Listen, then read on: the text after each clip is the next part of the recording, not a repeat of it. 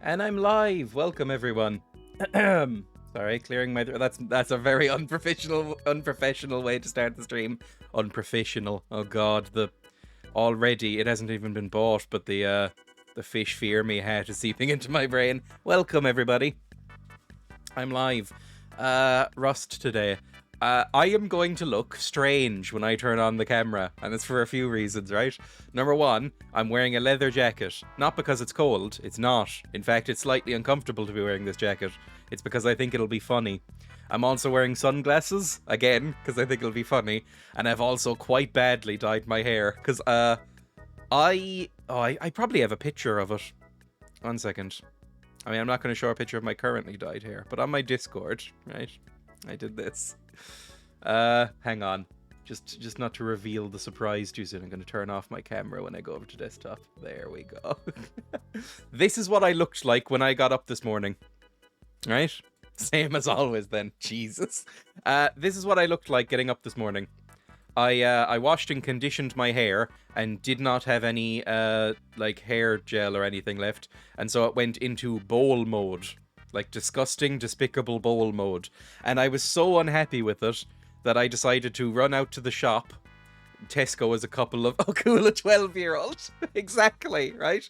So I ran out to the shop. I ran out to Tesco, which is about 3 minutes from my house, and I bought some Schwarzkopf Cosmic Blue, which is like a black blue, hair dye, and some Brill cream, because that was the only stuff they had in stock. So I have decided to lean into the 50s greaser aesthetic, I guess.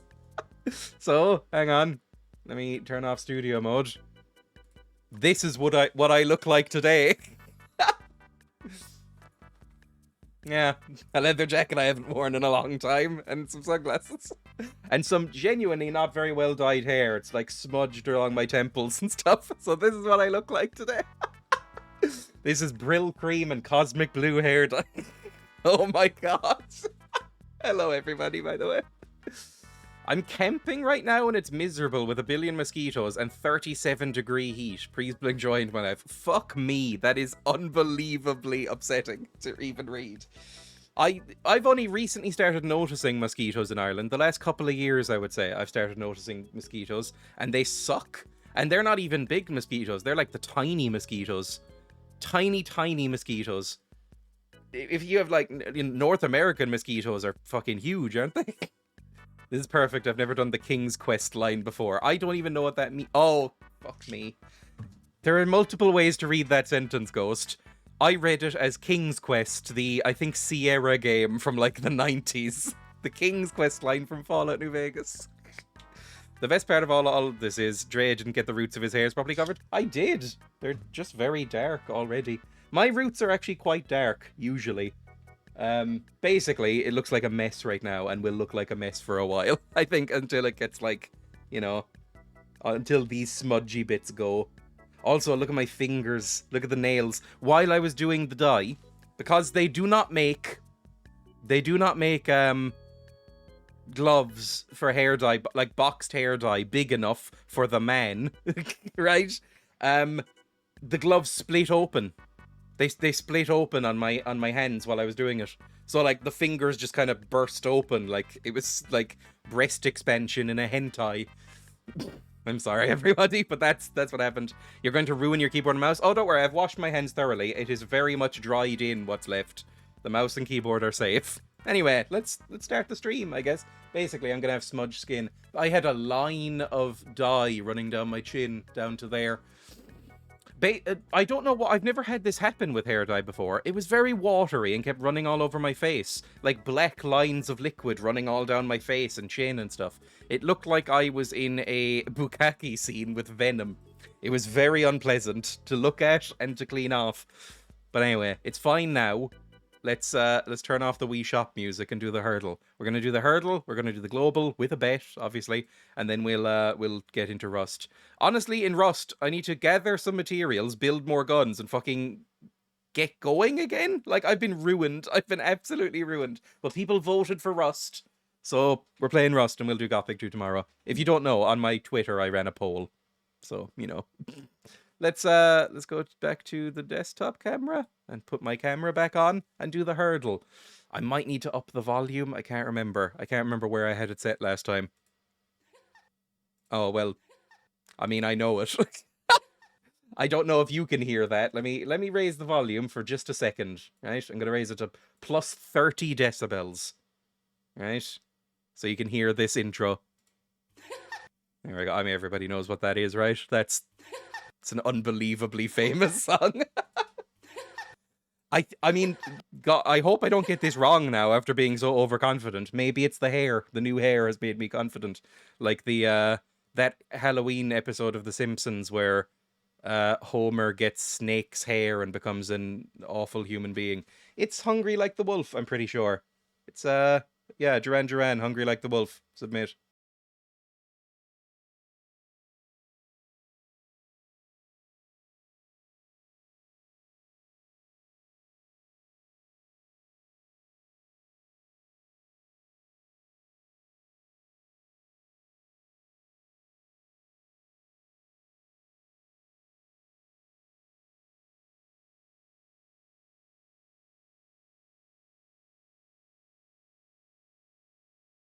Unironically love Duran Duran? Good. I'll say this. This is one of about four, no, maybe 10 CDs I've owned in my life. I did not really grow up in the era of CDs being hugely popular. I mean, they were still around, but I grew up in like the MP3 craze, where every Extravision and video shop in the country was selling trashy like cheap MP3 players. But I bought this on CD at one point. I can't remember why or how, where I would have come across this, but I did buy maybe in an HMV or a Golden Discs. I don't know if either of those still exist. But yeah, I bought one of these. I snuck into Dreya's home, and you won't believe what his bathroom looks like. Ugh.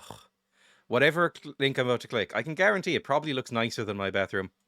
Oh, no, no, that looks worse. What the fuck is this? I was wrong. Um, this is what I'm looking at. I covered an entire room in, what is this? Hollow Myth member pictures. What the fuck is Hollow Myth? They all appear to be some sort of anime waifus. Toby N. Jacobs did this. What is Hollow Myth? What is this? Oh, bedroom, by the way, not bathroom. um, is this not safe for work? I don't think any of them are not safe for work pictures. It's just a deranged thing to do. Deranged. Not enough MILFs, they must have a whole room. I remember my first MP3 player was like a tiny pink rectangle. I think my first dedicated MP3 player was a Creative Pebble. And it was a small red rectangle that held, I think, 2 gigabytes, or maybe a gigabyte of storage. And I remember that being mind-blowing, because my phone could only hold like 512. It's like, Creative Pebble. Is this the thing I'm thinking of? They might not be the same thing anymore. No, this is not them. Creative Pebble MP3 player? Was it this? Yes, it was this. The Creative Zen Stone. That's what it was called. It was this thing, but in red. I remember now. It was fine. Creative Zen Stone Plus. I remember it had this display on it, so it must have been the plus one. It's bad. I mean, now, why would you? I had one you could plug directly in via USB. They were the tits. How much are these now? Also, hang on, I might dox myself. Currently unavailable. I wonder why. And this was 2 gigabytes. A battery life of 10 hours. Wow. And it can play MP3, AAC, or WMA. I don't even really know what WMA is, and I've done audio engineering. I had one from the Aldi Middle Isles. I don't think Aldi was in Ireland when I bought this. I bought this from Extravision, which does not exist anymore. Bought a Bluetooth MP3 player last year. I guess there is a market for MP3 players still, Hayes. Like, MP3 players still sell, and they are the huge, like, 2 terabyte big brick ones that can play, like, Flex. Oh, it's Windows Media Audio. Oh, so, like, bad WAV, basically. Like WMA. I mean, when I Google it, the first thing that comes up is World Medical Association, and then like fourth on the list is Windows Media Audio. Okay, fair enough. For running mostly, I hate risking my massive phone I've already smashed running before. The original WMA codec, known simply as WMA, was conceived as a competitor to MP3. Lossless codec, WMA lossless. I have never worked with this. I've never worked with WMA. Well, WMA is actually better. Yeah, but it's like what's the Apple one? The Apple one might be AAC, isn't? Yeah, it might be AAC. They also have that fucking awful one that's like CAF, I think, the Apple one. Oh, I fucking hate that one. But they're technically very good and lossless and all that kind of thing, and or lossy but well compressed. But you know, they're not like cross compatible with like MP3s and WAVs and stuff. So like, you know, everything's gonna use them or Flex or anything like that. Fun fact: MP3 is a German invention. I did not know. I mean, I'm on the Wikipedia page for MP3 right now. Do people still use MP3s? I guess they do. Like, doesn't Spotify use 320 kilobit per second MP3? It's like high quality MP3. I don't know. I sometimes think about going through my entire music collection, like my local music collection, which let me just check. How big? All of my local files and music are 320 kilobit per second MP3s. How big is it? If I go into music and just 1 second, music in my music folder and click properties. How big is this? It's big enough that it's having to calculate, so we'll wait. It's gone above 60 gigs. It's gone above 70 gigs. It's gone above 80 gigs. It's 80 gigs exactly. It's exactly 80 gigabytes with 11,500 files in it and 1,200 folders. I sometimes think of going through my music collection and like upgrading everything to Flex, like finding FLAC versions of things instead. And then the thought of doing that fills me with so much dread and about how big a job that would be that I probably will never just do. I'll just never do it. I'm never going to do it. There's too many things in there. I just sort of leave it alone and access it through a front end. Anyway, let's go to desktop again and close down that Amazon window for Creative Stone.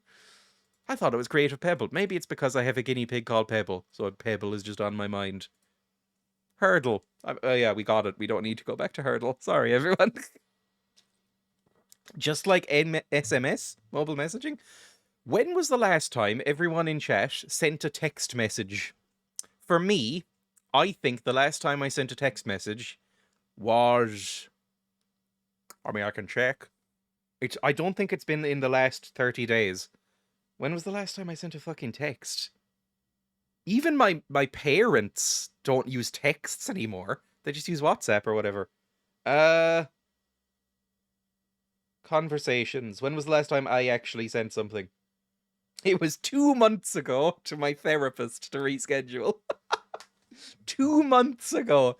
Fuck me. Anyway, texts and calls basically may as well not exist on my phone. Let's go to full camera. I'm going to switch over to global, but I'm going to run the bet. So, you know, get ready for that. You know what? I'm going to extend how long the bet runs. I'm going to say 8 guesses or less, and you have 2 minutes now to submit. Just so people don't miss it. 2 minutes for the bet, and while I choose some music. Let's do some, like, relaxed Pokemon music. Don't disappoint me today, Dreya. I'll go all in today. Well, that is very much your own decision to make. I can't stop you as much as I might want to. I think WhatsApp costs money in Australia. For some reason, no one uses it here. Really? WhatsApp is, I would say, probably the most popular messaging thing here. Like, I have received so many more WhatsApp messages than texts in my life. Like, WhatsApp has always been a thing. Well, since smartphones have existed, really, you know, WhatsApp has existed, I think. I don't know when it came about, but I kind of always have memories of WhatsApp being on my phone. It's fine. I mean, it's just a text service, it's fine. Aren't they owned by Facebook anyway? I don't know. I already lost 20k this week. I have nothing left to lose. Oh no, we've all made a mistake here. Oh god. Well, I'm switching it on. There's still about a minute left in the bet, if anybody wants to try it. I'll make my first guess in a second. How's everybody feeling today? I don't know. Do the, like, radio patter. Like, I haven't listened to the radio in fucking 15 years, but I'm assuming they still do that. Like, how's everybody doing today? Anybody want to call in? Then just sit there awkwardly. I never liked the radio, even when I was a kid. Hello, Sambal, welcome. The radio has always been bad. Always. Let's start, I guess. Let's start. I'm gonna say... I don't know. Let's be wacky. Now that everybody's bet, let's be wacky. Let's say we're in... Chad. New hair streamer. Yes, I am Greaser Dreya today. I don't know how I like it. This isn't the final colour it'll be, by the way, if everybody's wondering. My hair will probably lighten a little bit. It's very wet right now because I literally just rinsed it out in the shower before starting the stream. So, you know, this is what it looks like right now. It'll probably go a little bit more blue. It said cosmic blue on the packaging, but it looked quite dark. So it'll probably won't get too much lighter, I think, but a little bit. Because, you know, it is very wet right now. Sorry, I'm just like angling my head around to see if I got everywhere. I think I got everything. I was dyeing it myself from a box using a mirror. It was not really ideal, and I was doing it very quickly. Had my last exam today, finally holidays, might start streaming today. Ooh, that would be cool. Welcome to the Goblin Cave! Oh, thank you for the follow, Pyrotechnic223. It's very appreciated. Follows are always cool. I do not have my follower count up on my OBS window, I've just realised, or any of my other stats. How long has that been the case? I guess I haven't noticed. I can stay off, I don't care. What server are you on? I am on the Limmy server on Rust, which I'll be playing in a second. The Limmy Rust server. I don't know what it's called. I think it might just be called Limmy's Rust server. That was a rather loud alert. I might need to turn those down. Again, Windows hates working audio. You know what? I can turn it down right now. Let's turn it down like that to -4 decibels. So it'll be nice and smooth in everyone's ears. I'm gonna guess Chad. It's fairly close to Chad. I'm kind of surprised.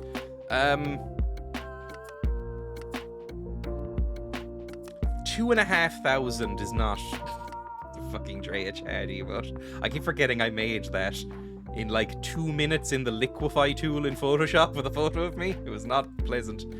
It could be Lesotho, it could be Botswana, it could be Madagascar, it could be... Oh, it's not too far away. It's what? 5 islands.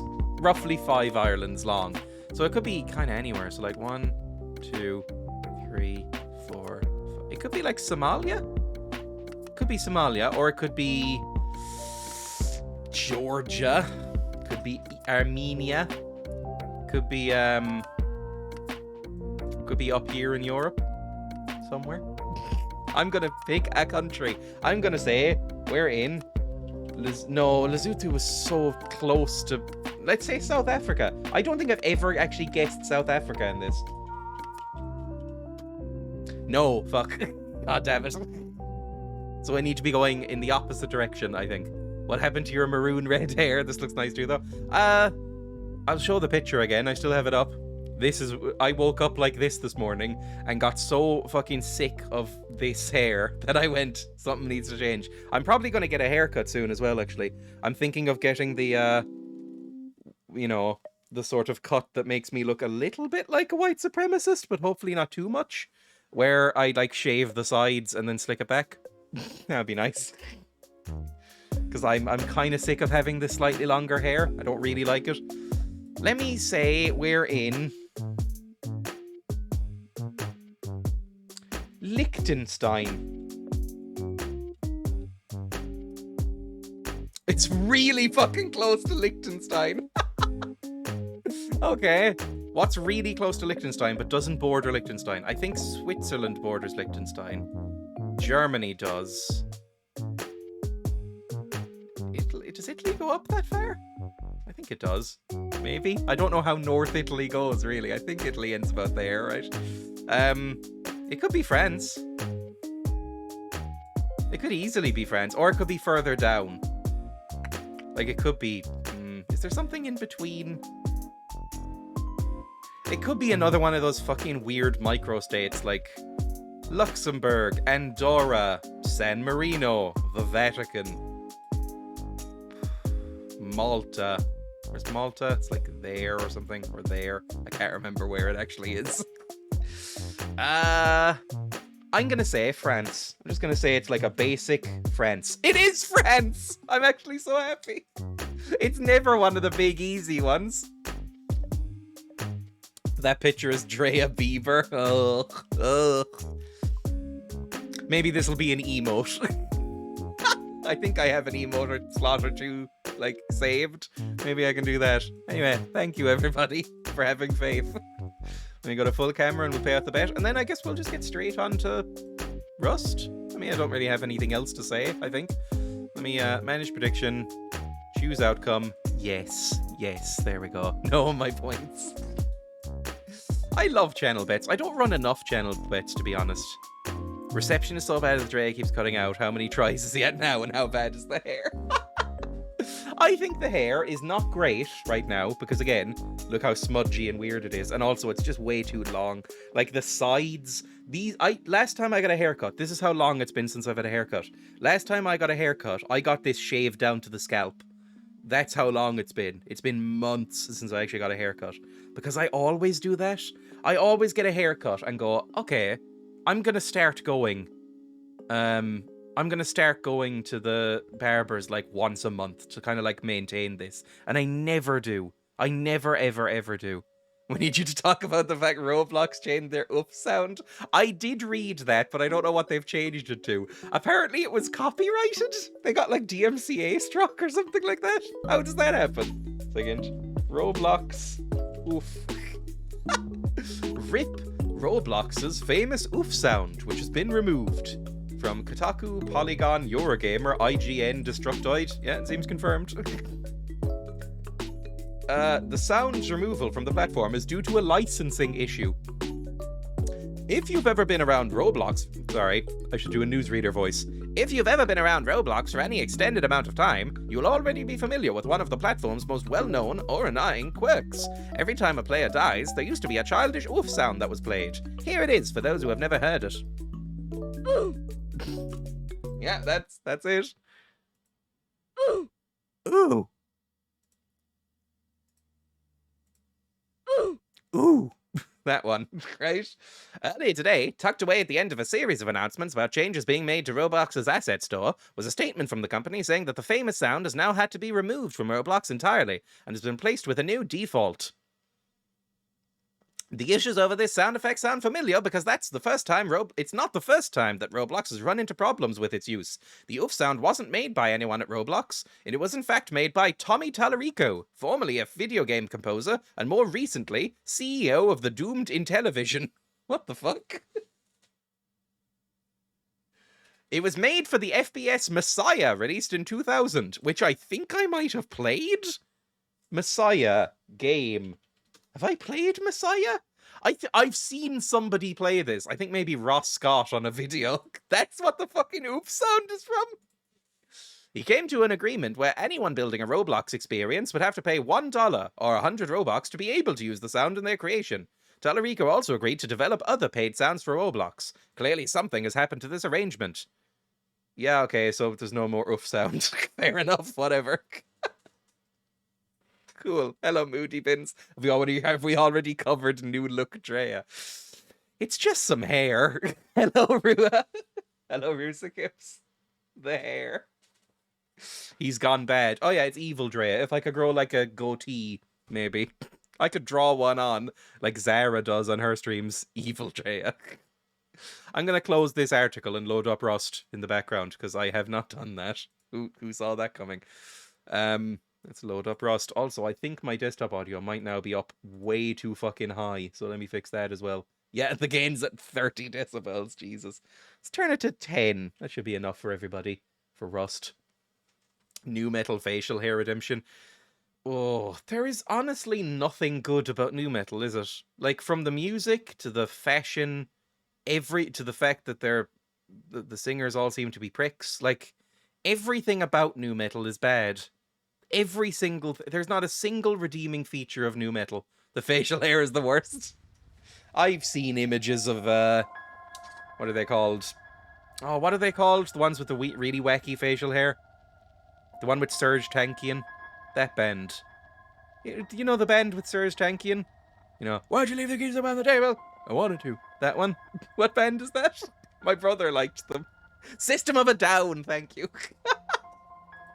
Let me load into Limmy's server. Join server. There we go. They're class, to be honest. I've never really liked them very much.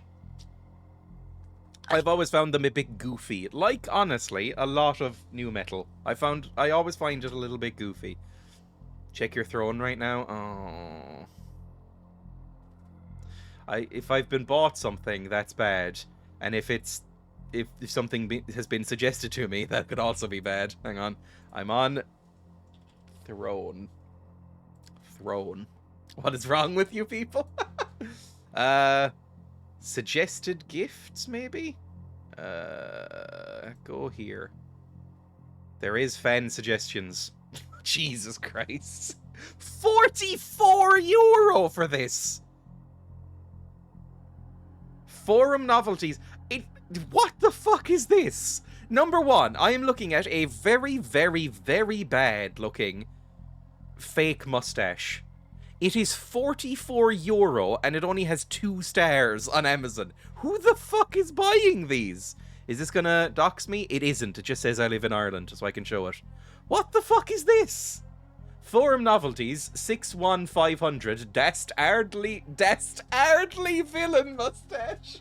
Sorry, I've only just noticed the title. Dast Ardley. It looks so bad. Why does it look so terrible? And why is it so expensive?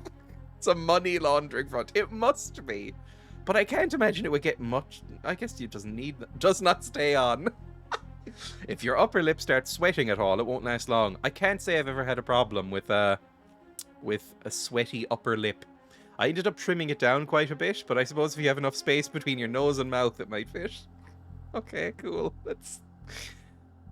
Thanks. That will not be accepted into the throne account. Also, if you click !throne, you get brought to my throne, I think. I think that works.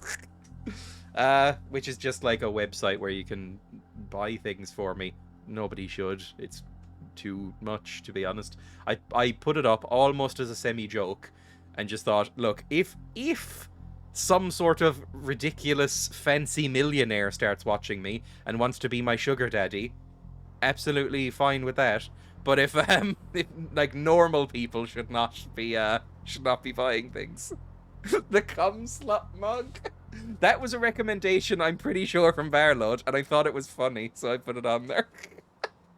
There is a mug which just says cum slut on it, which is kind of funny. Someone buy him the fishnet gloves, please. Anything that is bought for Dreya must be used for the stream. Got to click allow on cum slut, so it's a good day. Automod can be too sensitive sometimes. Come on, Automod. What's wrong with the word cum slut? In a safe space, it's fine. If the fishnet gloves get bought, we need a points redemption for it. Any of the wacky outfit shit will probably get put on channel point redemption. Like, I have been ordered some hobbit ears, like elf hobbit ears, and a like green cloak. So those will probably be on the channel point redemption when they arrive. Whenever they arrive, they're still processing because apparently it takes forever to get it processed in Ireland. Where's the ears? Yes, just answered basically. Like, for some reason, the site does not like that I live in Ireland. It's like, we need to figure out customs. It's like, I'm in the EU. Shouldn't be that much of a problem. I guess it depends on where it's shipping from. The gloves want £8 shipping for a £4 item. You almost had them. That is the problem. See, I don't think the problem with Throne is that I don't think it factors in Prime because somebody else is buying them. Like, I have Prime, so I'd probably get free shipping, which means I should probably just buy them for a joke. Okay, where am I, by the way? What am I doing? But, you know, other people will probably have to pay shipping, which sucks. I have Amazon Prime, don't you know? Because I'm a fancy boy.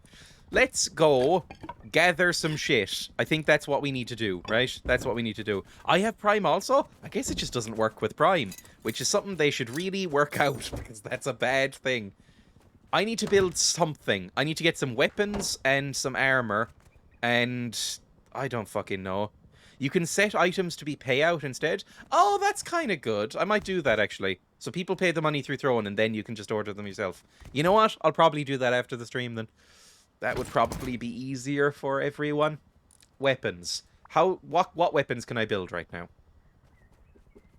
Nothing. Basically nothing. Do I have metal pipes? Do I have any springs? That's the question. Do I have any springs left? No. Okay. Well, that's troublesome, I would say. Cool. Let's build some basic tools. Then let's build like a fucking machete or something. A water pipe shotgun? Am I really about to build a fucking water pipe shotgun? Wait, I can maybe build just like a basic revolver. Metal pipe and cloth? Do I have metal pipes? Yes, I have metal pipes and cloth. Okay, let's build a revolver then. That's not...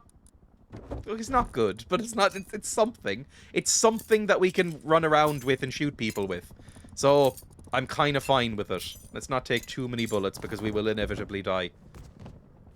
Time me out, please, Daddy. Jesus. I almost clicked ban, so this is always a roll of the dice when you redeem this. There we go. Dreya's about to walk out of his front door and get fucking ganged. Let me build. Yeah, let's build one of these. We don't need too many. We have bullets. It's honestly fine. And let's build a flashlight for it. Can I even put this on it? No, I can't. What can you put on this? I don't know what you can even... You know what? I don't even know if I want anything on it right now. It seems kind of pointless. Anything else? It's just some tools. Just literally like an axe and a whatever it's called. Like a pickaxe. That's it. That's what they're called. Hatchet and pickaxe, and honestly, now we just go out into the world and try not to die. I think that would be the way to do things. So let me just pack things away. Because we need springs, we need scrap, a little bit more scrap, and we need other stuff as well. Basically anything. And also, you know, kill some people. That would be nice. We do want to kill some people. We could probably do with some more stone, although we probably don't need any, really, as I'm looking at it. Wood would be nice to smelt all this shit, but let's go. Let's go. Do I have a torch at all? I don't have anything with a torch on it. So if it gets dark, I'm fucked. Oh. How do I build, like, a little hat? Like a little torch hat? Hang on. Clothing. How do I build, like, not a candle hat, but one of the lantern hats or whatever they're called? This thing. Low-grade fuel, cloth, and metal. Let's very quickly do that, then. Cloth, low-grade fuel, metal. Just so I can see. That'd be nice, wouldn't it? If I could see. Miner's hat, craft. Can I get some trousers? No. Then we're not doing it. There we go. I just want enough that, you know, if I do die, I'm not devastated again. You do hear those tippy taps aside, right? Yes, I do. But hopefully it's fine. Let's set a marker. We want to first stop. Right where we last died, apparently. Abandoned supermarket. Let's go! Also, I don't know if anybody's moved in here yet. There was apparently a big old fucking coup. But I don't know if anyone's bothered to move in yet. Free heli crates? Help yourselves? What the fuck? Where's that? Oh. I love your pink shirt. You just spawn with this now in this server. The doors are open? They are. I went in last time I played. It's just, you know, goofy.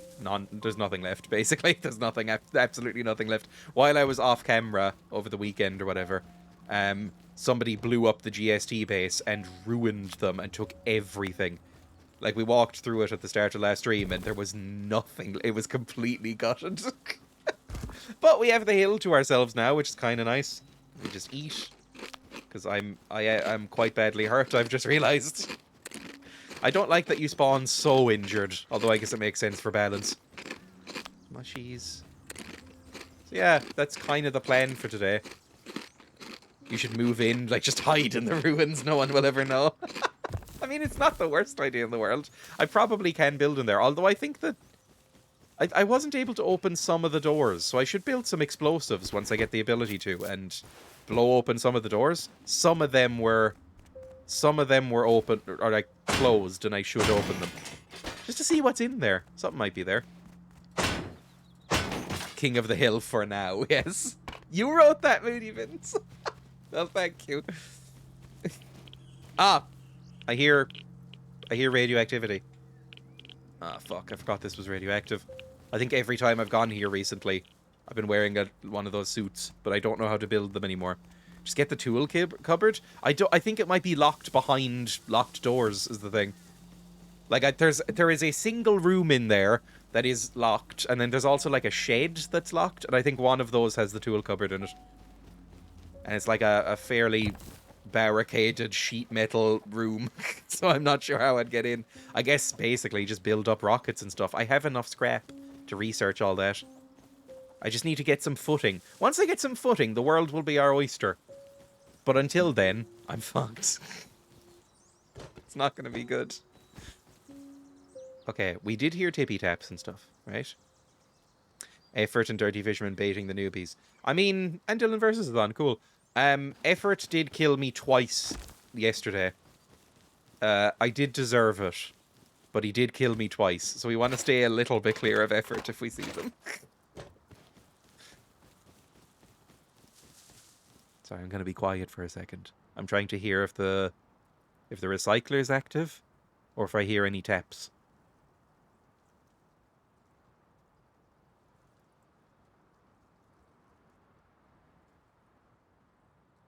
No. I think we're safe. Now, it means that probably everything's been looted, because everything's always fucking looted in the server now.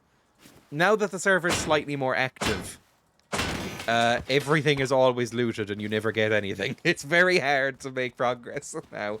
Like, I really need springs, and this was kind of my hope for springs here. It was like boxes around this place. So I guess we're going to have to just keep going. Which is... we also need quite a lot more high quality metal as well, I think, to build the tier 3 thing. You know, the tier 3 workbench. O12, single and double rooms available. Ooh, what's in O12? There. Well, we're kind of going back down there anyway, because I want to stop by the dome. I think that would be good. And maybe this second abandoned supermarket, and then across abandoned cabins, and then up fishing village, and then up train yard, maybe? You know, we'll see what we find. Like, maybe we'll find some guns or something. That would be nice, wouldn't it? If we had some guns. Find some sweets to eat. That's actually one of my favourite clips of myself, which is a narcissistic thing to say. But I was playing some SCP Secret Laboratory recently with... Oh, there's the debris field. Oh, you can see it on the map. I didn't know that until just now. I was wondering what that icon was. But I was playing from SCP Secret Lab on Creamies and Ghosts server, the fridge. It was very, very funny. And Maglet, I think, was streaming it. And he got a clip of me eating some sweets from a bowl, and then my hands pop off and I bleed to death in front of him while being very confused. It's quite funny. I saw that sweet eating clip and lolled. I haven't seen. It's good. I think it might be in the clips section of my Discord. Maybe. I can't remember. Who lives here? Are these custom made? I don't know anything about Rust. Even this fucking server, which is kind of the only server I've been on. I think that's it. Yes, I think it is. The only server I've really been on. I still know nothing about it. I know very few people on it. I'm terrified around every corner. I don't know how to play. Don't leave the stream, though, or you're banned. Ooh, some water. These all look like factions to me. Like, these banners seem to denote, like, warring factions. Is this gun good, by the way? The gun I've built. It can't be particularly good because of how cheap it is. But is it any good? Like, can it take down a person with, like, 5 shots or something. Like, is it anything? Maybe. I don't know how the damage works. I never actually checked. The damage is 35. So if I get every shot, maybe in, like, the chest, then it should kill them in 3 shots, right? Is that how it works? Minus armor, like if they're wearing nothing. I've never really done the calculations. If they don't have armor on, you'll take them in 3. Fantastic. Good. And then I don't really know how armor works. Is it like Fallout 3 or Fallout New Vegas? Is it damage resistance or damage reduction? I watch some Fallout YouTubers, and so I know words like that without really internalizing what they mean entirely. Oh, I'm very cold again. Yeah, I would. I'd be definitely up for playing more SCP Secret Lab. I really like SCP in general. I like SCP, but I never really seek out more of it on my own. I have to be kind of like linked to stuff that's fun, like games, or linked to specific articles that people think I like. It's a bit like metal SCP. Metal music. Like my brother's a metalhead. He really, really likes heavy metal. When I listen to it, I usually enjoy it. When my brother will play me stuff, I usually about half the time I enjoy it. Sometimes I go, this fucking sucks. A lot of the time though, I go, oh, this is really good. I like this. This is a fun time. But I never then seek out more of it. I never go out of my way to listen to more metal. And like my Discover playlist or whatever on Spotify never has any metal in it because of that. So I only know it through recommendations. And SCP is kind of similar. I don't think I've ever not enjoyed reading an SCP article, but I just never really go out of my way to find them. Jesus Christ. Oh, fuck me. Sorry, I've lost my ability to platform for some reason. Oh, I thought that was a person, but it's just a bear. And thank God bears can't climb. Famously. Okay, that box is usually there and it's gone. Which means either this has been looted very recently, or someone is right up there. We've got a few more games planned. I know we've got the server for 3 more weeks at least. Fantastic. I will definitely show up. It's just a fun game to hang out in for a couple of hours, I would say. I might stream it next time, I'll see. Oh, fuck me! Radiation poisoning? Are you joking? Oh, fucking hell! Oh, there's nothing fucking there anyway. Sorry, I'm moody now. I don't have any pills or anything, so the radiation sickness is just gonna run its course, I guess. Not got SCP, we'll have to investigate. It's free. SCP Secret Lab is a free game, if you don't know, where like 20 people or something load into a server, which is like an SCP base, you know, of some sort, and 2 people are randomly selected to be SCPs who have escaped, and it's about people trying to stop that. And that's about it. It's a very, very, very, very, very simple game. There is not really that much to it, which is kind of good, because if there was too much to it, I probably wouldn't bother playing it. But it's very, very simple and quite fun, so I'd recommend it. Let's go out to the... You know what? Let's go to the harbour. We're right next to it. No. Change plan again. Abandoned supermarket. This might be out of the way enough that it might be unlooted. Maybe. I'm just looking for something that fucking isn't unlooted. Aye, that looks like a laugh. It is. I thought it was quite fun. The other SCP game I played ages ago, and I did YouTube videos on it, again, ages ago, but is called SCP Containment Breach, which is like the big, massive, famous SCP game, right? That everybody knows and plays. I really enjoyed it, but it was honestly a disaster because I was so anxious and scared during playing it Notice me, senpai. that I could never make any progress. I never actually finished the game. Hello, Keithy. Do you play console? No, I do not own any consoles. This is on PC. I still have not bought a console. I've never actually purchased a console. Also, thank you for ooh-woo. It's grim. Welcome. I have never purchased a console in my life. I was bought a... Oh, I can't open this. Oh. I assume this is decayed, or maybe it's in the middle of being built. I don't know. But, I was bought a Wii when I was 10 years old, and since then I have not bought any consoles because I just haven't bothered. Look, I'll be honest, I'm quite poor. I don't really have a lot of money. And also, I have a coffee, by the way, just if anybody wants to maybe drop some stuff on that, and get progress towards the goal of buying that hat. But sorry, I've been noticing. I watched some of my clips recently. I say but a fucking lot, don't I? I really need to stop it. And now that I've realized that, I'm really consciously aware of it every time I say it. It's a really unpleasant thing to be aware of. It's like when people say like too much at the end of sentences. Never noticed it? I notice it now. Ugh.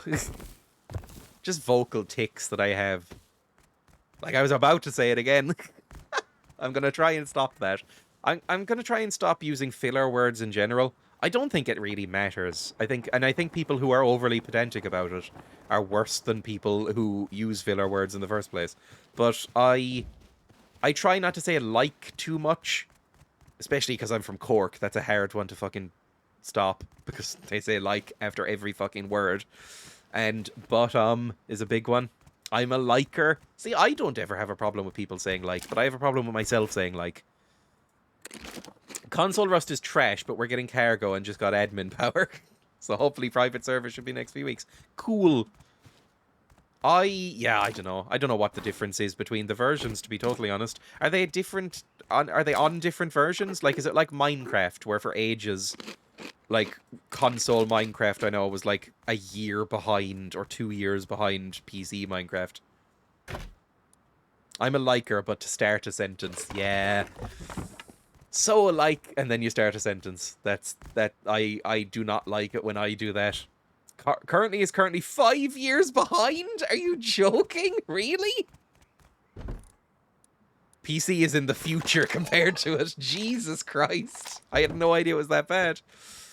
I use like a lot, but then again, it probably helps me sound more native, so that's on the plus side. See, this is the thing, because I have talked to Grenarius. If you don't know, Grenarius is another streamer who is a friend of mine, my dear sweet boy. And sorry, I always feel so... I don't know what to call my friends. But anyway, Grenarius is a friend of mine, and I have talked to him a lot. I have never once noticed anyone or anything like that from your speech patterns, so it clearly doesn't go into my brain as something to notice, but I notice it in myself. I mean, it's just you're always more critical of the way you speak and the way you look and anything like that, compared to how other people do it, right? Or at least I am way more self-critical than actually critical. I fucking hate myself. Like, and that's not even a joke. I watch my own clip. It is genuinely still slightly painful to edit my own clips and stuff, because I really don't find myself entertaining or funny. And so, like, I'm slightly baffled that anybody fucking watches. Like, I will watch... I said it again. I said, like... Sorry, now it's... Oh, it's in my head. I need to fucking, like, beat the shit out of myself so it stops. Oh, thank you for the follow, Keith. It's very kind of you. But, let's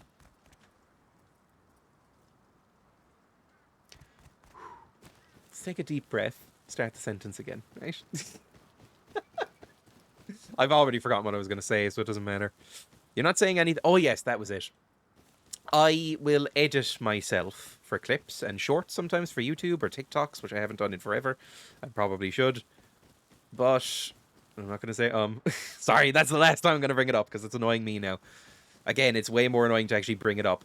But I will notice little vocal tics in myself and little facial expressions and the way I laugh and the way I move around on camera after a joke or something like that.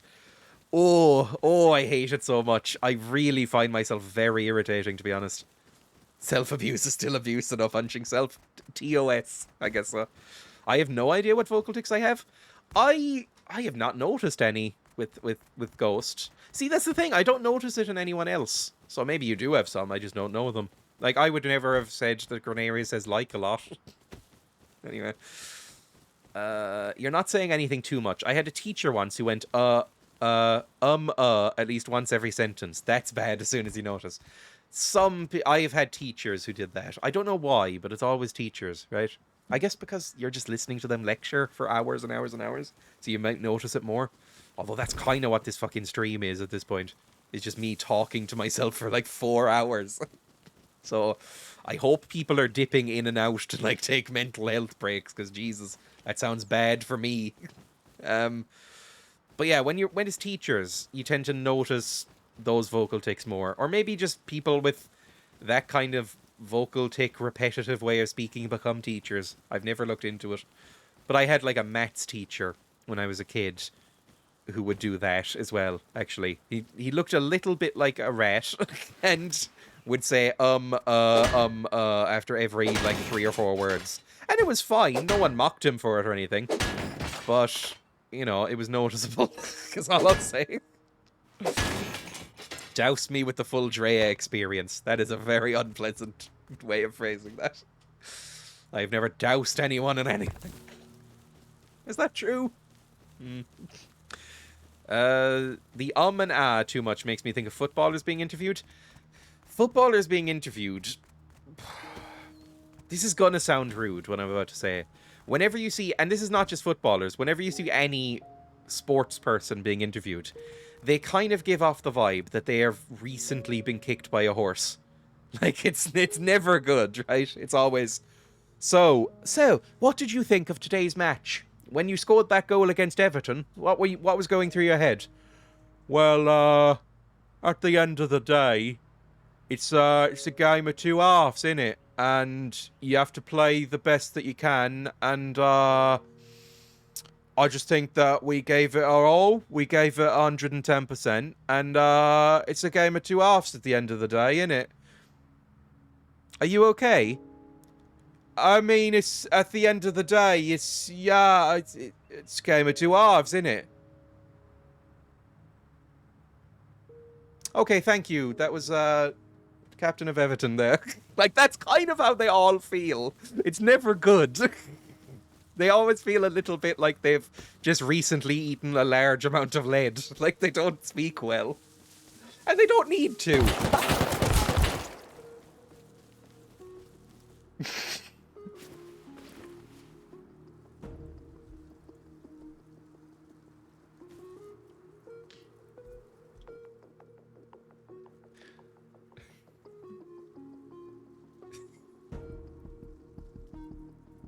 I'm guessing that was an automated thing, because I don't hear steps. So maybe it's fine. Let me just heal myself and then we'll move on, right? But what I was saying is, they don't need to. But I think the entire concept of a sports interview is just bizarre in general. It is turrets. Fuck me, I hate turrets. Why are there so many Gilmore's Girls fucking things around, by the way? Why are there like 15 signs for the Gilmore Girls around here? I don't understand. I've never seen the Gilmore Girls, and I don't know what it's about, but I don't understand why it's here. Anyway, number one, like Silas said, they're very tired, right? They're tired of running around for like 80 minutes, falling on the floor over and over again, rolling around and screaming. Like, there's a lot of stuff involved in it, right? But also, they are people who have been essentially, like, snatched up from the age of, like, 6 at this point, if they're footballers, because they are specifically very, very good at running about and kicking a ball with their feet. They don't have a thought in their fucking head. It's almost cruel to make them do interviews. Like, what's the point? Like, it's very rare that you get one that can string a thought together, because that's not what they want to do. What they want to do is kick a ball around, right? And be very good at doing that very specific thing. It almost seems mean to make them speak. Like, and that's not even meant in a mean way. It just seems like, what are you going to get out of this? Like, sometimes the ones who can sort of read go and become, like, commentators or pundits or whatever. Other than that, you can just let them kick around the ball, or throw a ball, or hit a ball, whatever they are specialized in, and just have fun with that, make their millions, and then leave, right? Fine with that. Gilmore stands everywhere. Like, I'm not really into sports, as you can probably tell from this conversation, but I don't know. I'm no longer as vehemently anti-sport as I was when I was a teenager. I'm back. Welcome back, Venuska. Might as well not bother and play a recording of saying, I kicked the ball in it. Kick it in the goal. Kick it in the goal. Their goal, not our goal. Kick it in the goal. Sorry, that plays in my head anytime football is mentioned. Anytime. I think that's a Frankie Boyle joke about like a World Cup song. Gilmore Girls is like a very Gen X single mum with a high-achieving daughter. Their conversations and kind of Dream Daddy-esque in the sense that they do a lot of pop culture references and it's kind of witty. It's cute, but some stuff didn't age well and it's kind of homophobic, etc. I have never seen Gilmore Girls. Is Gilmore Girls the one that had Adam Driver in it? Or is that just a show called Girls? I think Adam Driver was in a show with the word girls in it. And I don't know which one it was. That's Girls. See, they're the same show in my head. It's got a MILF, so you might like it.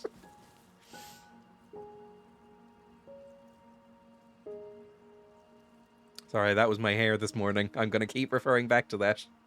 Gilmore Girls, nothing happens in it. Also, welcome, G-Buck. Gilmore Girls.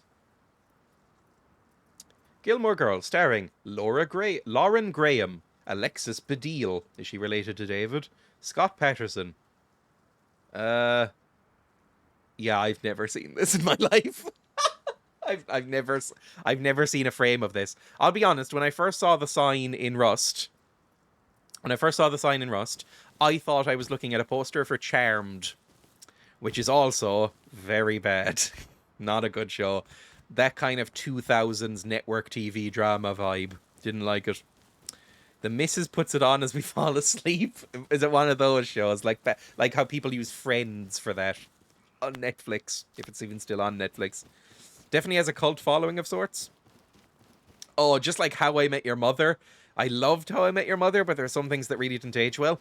I'll say I can be slightly morally superior here, as usual. I am a vegan, if anyone didn't know. But I can be slightly morally superior here.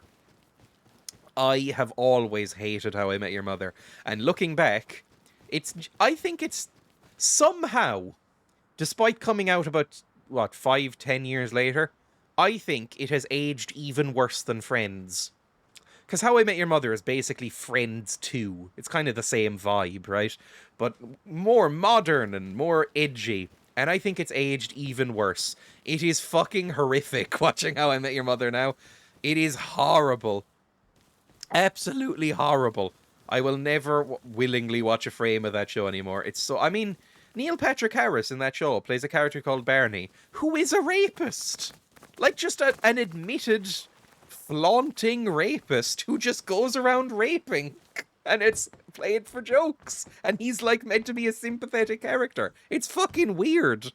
So don't watch that show anymore. It's terrible. Also, Ted in that show is unbelievable. He's like Ross on steroids in terms of like annoying, whiny, nice guy tropes. Oh, I hate that fucking show. Hate that fucking show.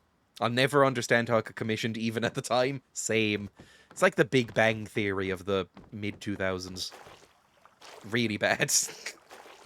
I've never seen Golden Girls? Oh, you should put up a Golden Girls sign in retaliation. Oh, I fucking love Golden Girls. Golden Girls is the opposite. That has aged so phenomenally well. Except for one episode. There's one episode that hasn't aged well. Every other episode of Golden Girls is fucking wholesome and lovely and wonderful and... still incredibly funny. I'd really recommend Golden Girls. Also, is this weird to say?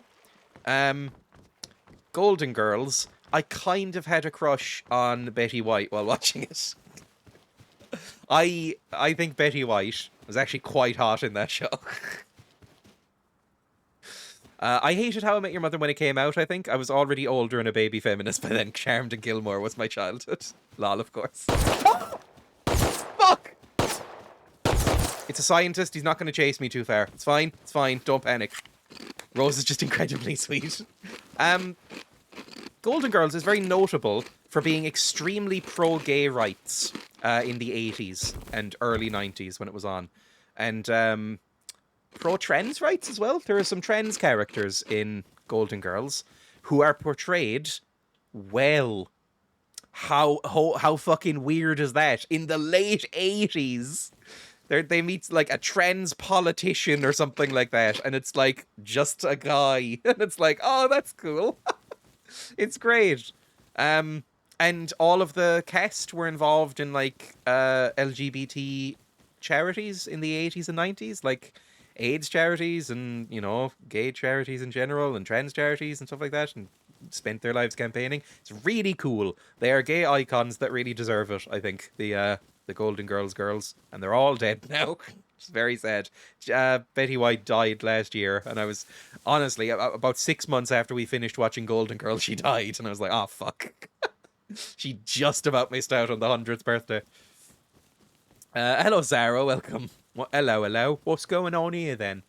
Jane Fonda's amazing, and Grace and Frankie seems worth a watch. I really like Jane Fonda in general, but I've never seen Grace and Frankie. I've heard good things. Oh, yes, I have a torch. Thank God. I forgot. I was like, oh no, it's getting dark. I'm going to try and take out this scientist up here, because I'm annoyed that he shot me, essentially. Yeah, it's really good. She protests a lot. Yes, she was blacklisted for a long time.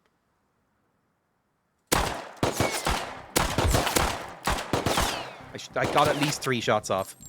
That's something.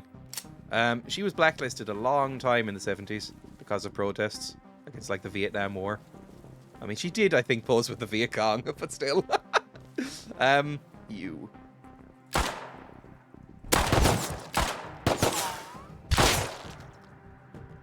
Did I get him? I think I got him. Grace and Frankie are very attractive. You should watch it, Dreya. I don't know what the show is about. Flares! Ah!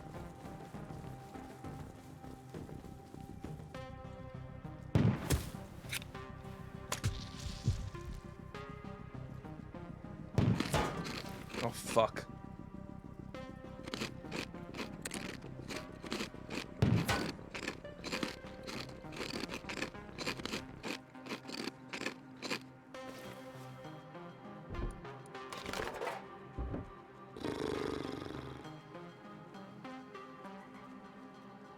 Oh, it's NPCs again, I think, maybe. Is it? Maybe? What's this? No, I don't think it is. That's the Continental. Oh, fuck. Okay, run. Maybe run away, because I'm bleeding quite badly. She's a legend, she's an icon, and she is the moment. Oh, God, these are very millennial things being typed. Their husbands are gay, and they leave them, so the gals live together and figure out life as older women. It kind of sounds, from that premise, a bit like Golden Girls 2, right? Like, I will say, the last thing I saw of Jane Fonda was a photo shoot she did, where she was in, like, extremely tall leather boots and, like, sitting in a chair with short hair, and I was like, yeah, okay. How old is she? Like 80? Still got it. Let's go up to the harbour, but try and avoid all of the horrible shit that I'm seeing. Like this way. Ugh, I don't fucking know where to go. Let's head up here, and then across. That'll work. Shut up, you're a millennial too. 84? She's 84 years old? Fuck me. I thought she was like 80. 84. My God. It's always impressive to me when people look that hot, that old, basically. Like, I'll say this again. I think I've mentioned this before on stream. You know how I said that when I was watching Golden Girls, I thought I had a kind of a crush on Betty White? Betty White, aged 99, I think I still would. She's dead now, but age 99, I think I would. She's hot, yeah. Rip. Yeah, I really liked Betty White. Betty White was cool.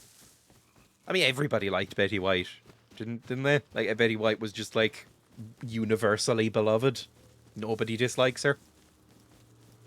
My scalp feels weird. Should I mention that? I don't know if it's the dye, or whatever shampoo I used before putting in the dye this morning, but my scalp feels kind of weird, like numb almost. Like I can't feel my scalp.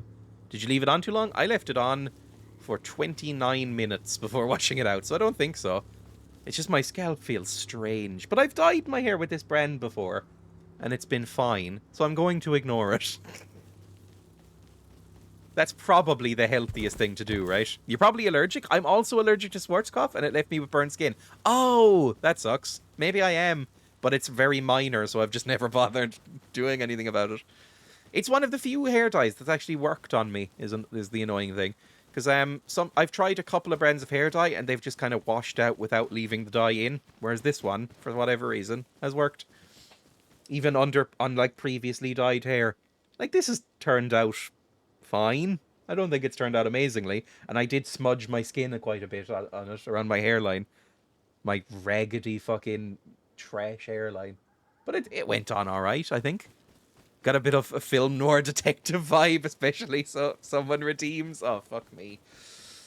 Where even am I? Am I going the right way? I am. We want to be going up to the mining outpost, I think. I mean, it's dark. I may as well wear this, right?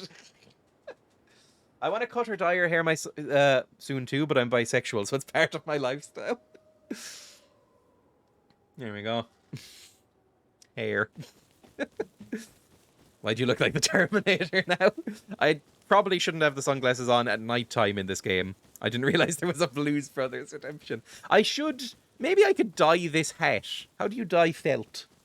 Can you dye felt? Because I want this hat to be black, I think. I mentioned this yesterday, I think, because I was wearing sunglasses as well. I think I look more like John Belushi in Blues Brothers than, you know, Elwood in the Blues Brothers, which is not the Blues Brother I want to look like, I think. But, you know, that's how it is. Am I going the right way? I am. Up this way. Cool. With the sunglasses, you remind me of when she changes herself in Gone Girl and tries to make herself a forgettable middle-aged woman. Jesus. What colour is the hat? The hat is brown. But I guess that with the lighting, it might appear a bit darker. But it's brown right now. I don't really like it. I think when I bought it, I was going for an Indiana Jones thing with the brown fedora. But it does not look good. And it does not look like his hat. The hat is brown. Yes, the hat's brown. Hang on, does it look brown? I think it looks brown on the camera right now. You all might be slightly colorblind, and this is how you figure it out.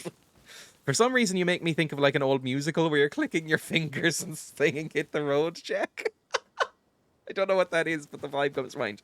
What, I'm fucking Cab Calloway or something. It looks black to me. We're all colorblind. Well, this is a brown... I mean, does it... It doesn't say...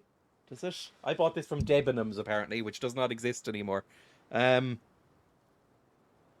it say, like, on this tag, like, what color it is? They left the tag on. No, just lots of text that I can't read in various different languages. This is a fucking old hat. It's only just struck me that I bought this in a shop that does not exist. I just saw the label says black. 1 second. Wipe clean only. I've never washed this, so that's probably fine. Should you wash this? I have never washed or cleaned this. It is coated in a layer of dust. Emma refused to wear it a second time because she made her cough. It is coated in dust. You can't really pick it up on camera, which is good, but it is coated in fucking dust. Let's get a move on. We need to get to the mining outpost. Is there German on it? Keep away from fire, and then something in Cyrillic, and then something in Arabic, and then... I have no way of knowing. This sounds German. Führer? Not Führer, Jesus. Führer? Like F-E-U-E-R? Führer? Fernhalten. Which I think means don't put in fire. Anyway. Brown sunglasses, brown jacket. I mean, this... In real life, this jacket, for instance, and these sunglasses are very noticeably a different color to this. Like, extremely, extremely different color. So, I blame all of you. Oh my god, is John Travolta in Grease? Oh god. John Travolta, I don't think John Travolta was ever attractive. I know people will disagree with me here, because he was considered a sex symbol.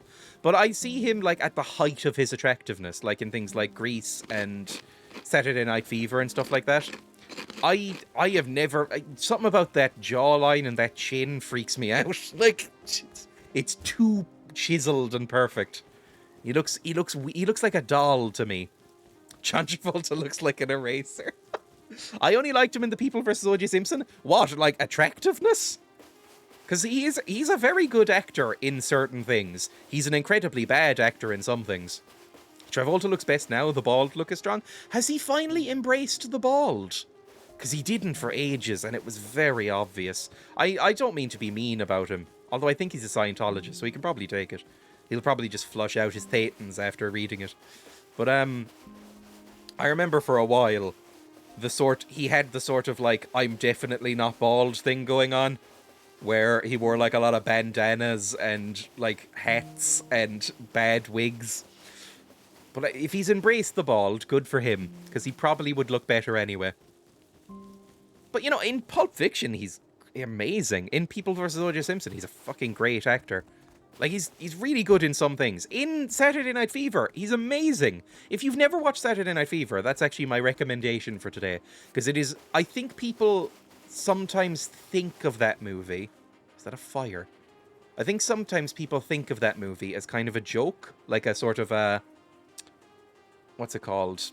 Like, goofy comedy, almost. Silly disco movie. It is an unbelievably fucking depressing, grim movie. Like, unbelievably sad and fucking horribly depressing and intense. I watched it as a kid, even though it was intense. Exactly. Like, it's a fucking rough watch. Like, a lot of fucking suicide and rape and, oh Jesus, it's a hard watch. So I'd recommend that. It's good. It's a bit like, I would say it's a similar thing to, what's it called? Dirty Dancing, which is probably less good, right? Dirty Dancing is probably not as good a movie, but I really like Dirty Dancing. I think it's a great movie. I was always told as a kid, and this is probably just sexism, right? But I was always under the impression, at least when I was a kid, that that movie was a goofy chick flick, which is a phrase that's not even... It's a stupid term anyway, right? Let's be honest. But I was always told as a kid that that was a stupid movie for girls and that you couldn't watch it and it was all vapid and silly. That movie's great! If you haven't seen Dirty Dancing, watch that. It's really fun. Well, fun might be the wrong word. It's also very sad and depressing. It's a very grim movie. But, you know, in a good way. It has things to say and says them well, I think. If that's not too vague. I still couldn't bring myself to watch Battlefield Earth. I did.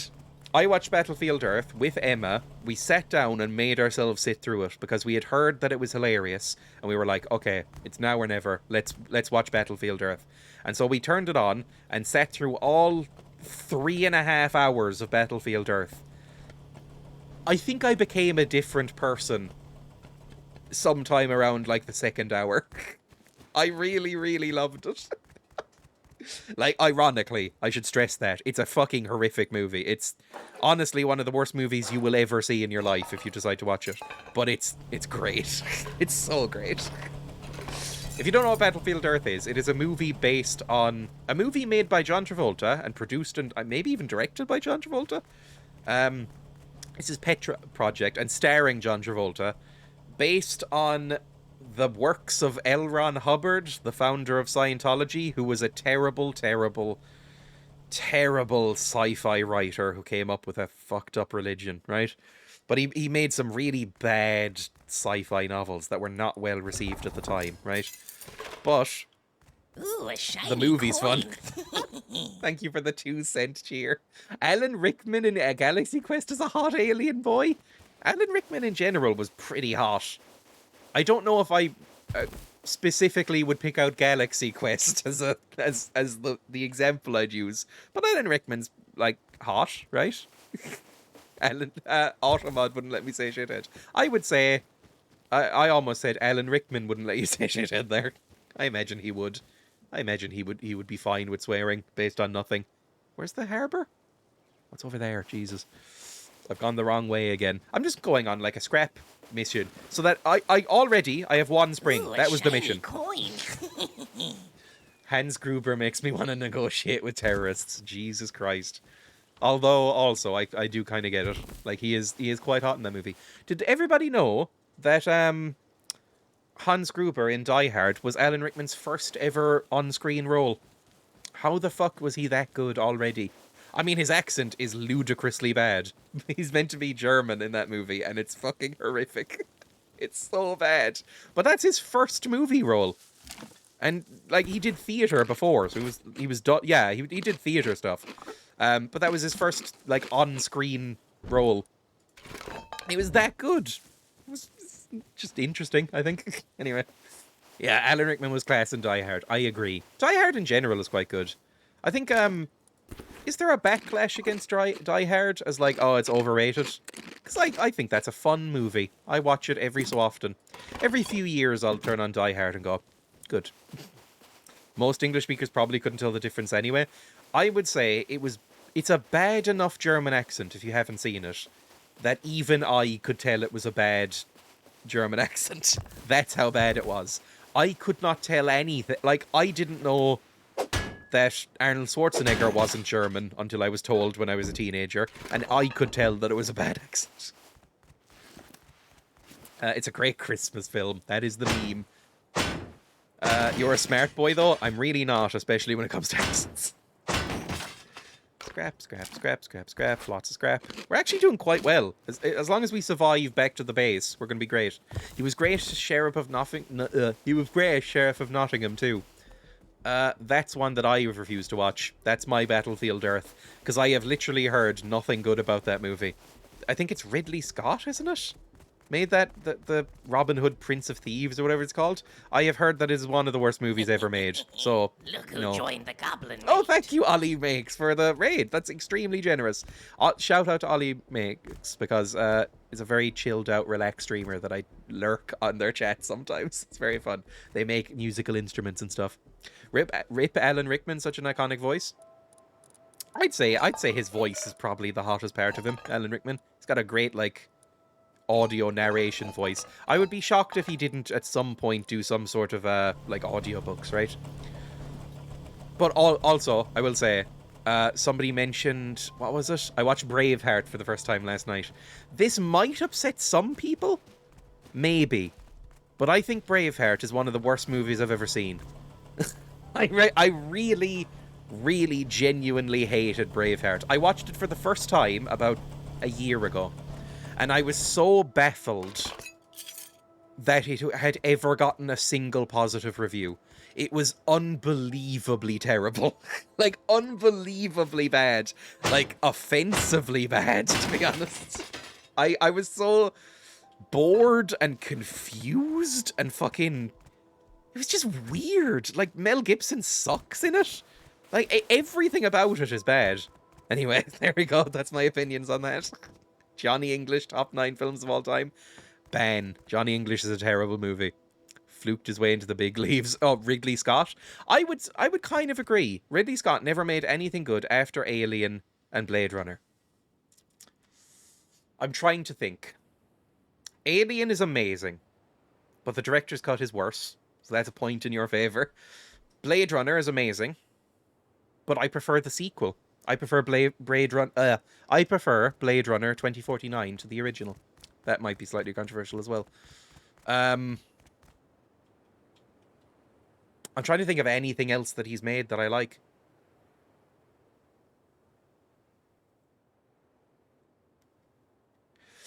He made The Martian, and I like The Martian. I don't think it's an amazing movie, but I quite liked it. I'd give it like an 8. Ah! Fuck! Fuck! Really slapping down. Fuck! Fuck! I'm so hurt. Oh, fuck! And I have no healing. Ah, fuck! Fuck! Fuck! Fuck! Fuck! I don't know what to do. Fuck! This is a bad situation to be in. I might bleed out. I don't know what to do here. They have food. Bandages. Bandages, you're right.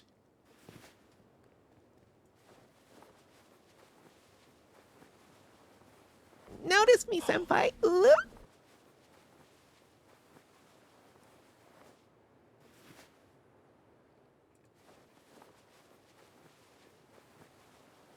I'm hovering over the 3 key. In case I need to switch out to the gun.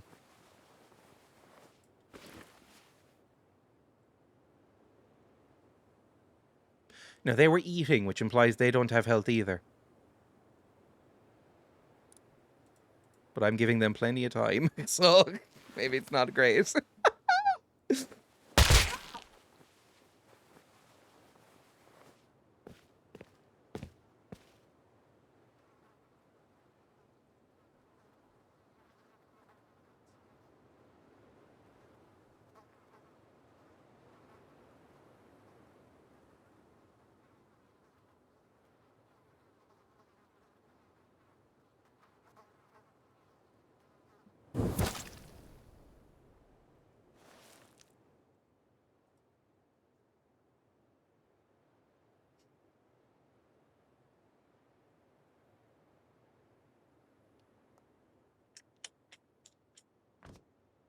Oh, it was going so well.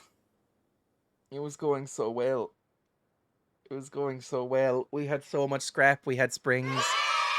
Thank you, Polly, for the cheer. Damn, that was a lot of scrap. Yes, it was. That was so much scrap. It was springs. It was, oh god, begging chat. No, I'm prouder than that. I haven't left your stuff because you shot me first. Honestly, fair. You played that fucking... I was so baffled why that was playing. That...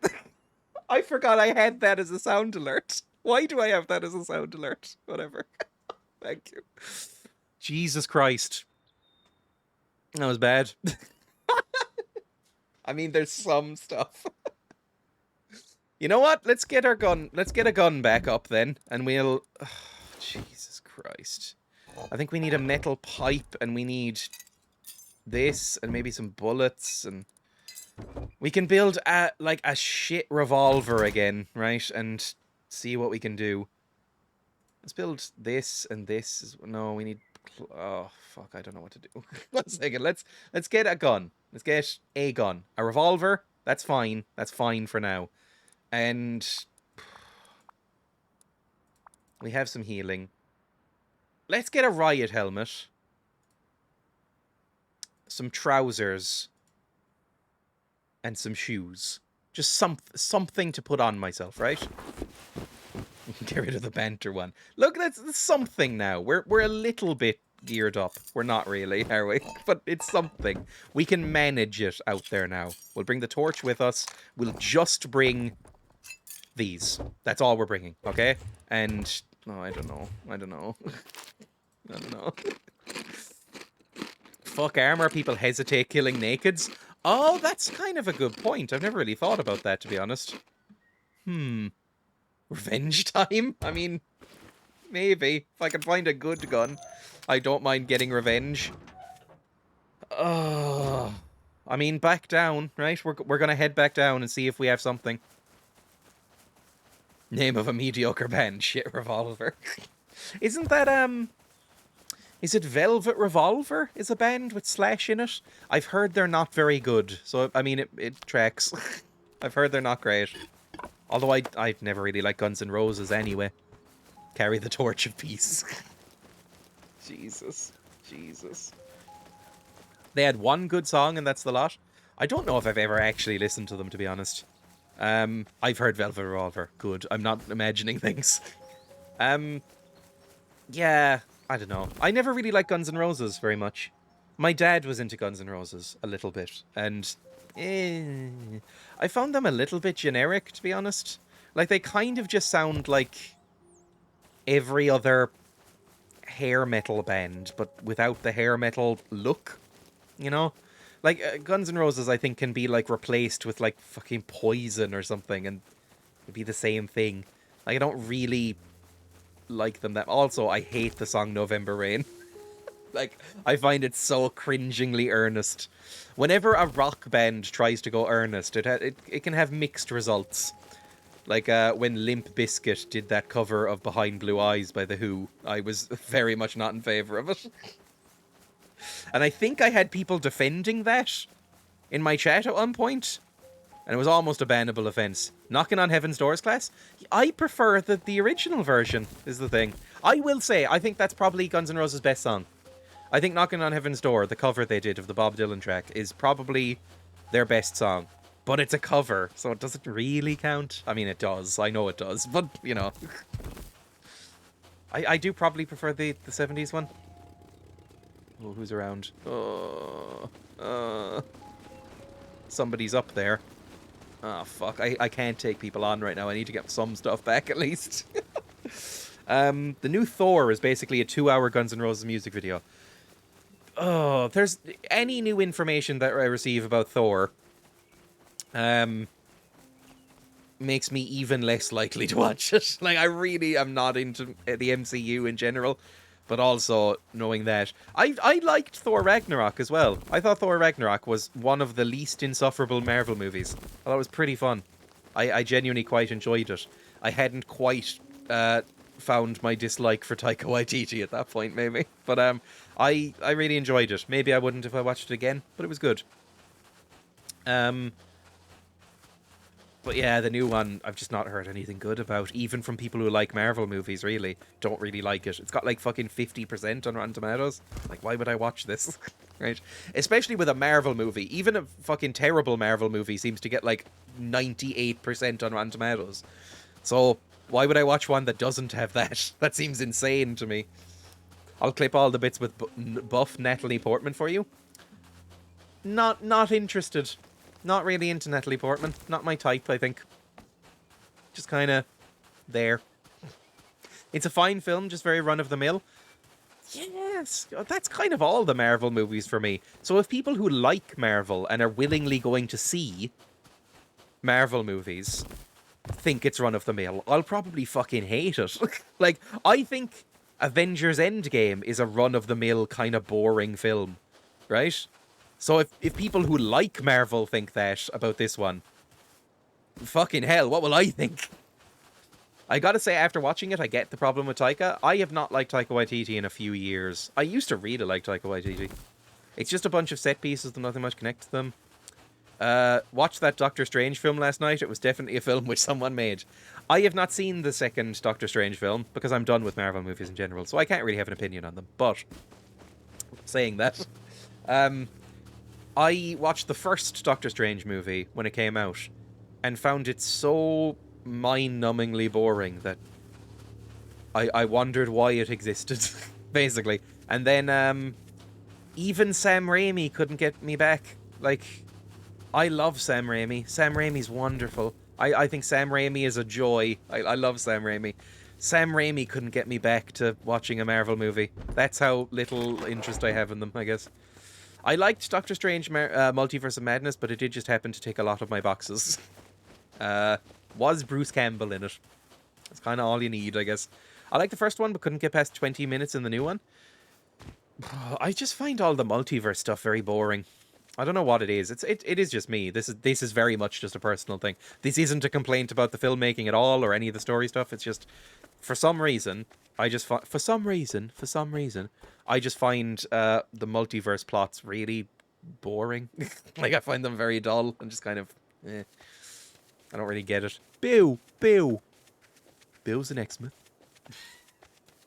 Jesus Christ, fuck me. Right. I know she's still asleep, so she won't be able to hear this, and nobody tell her I told you this. But Emma is napping upstairs. Right? She had a long day and decided to take a nap, right? She will occasionally, and this happens at night and scares the fuck out of me sometimes, but I've gotten mostly used to it.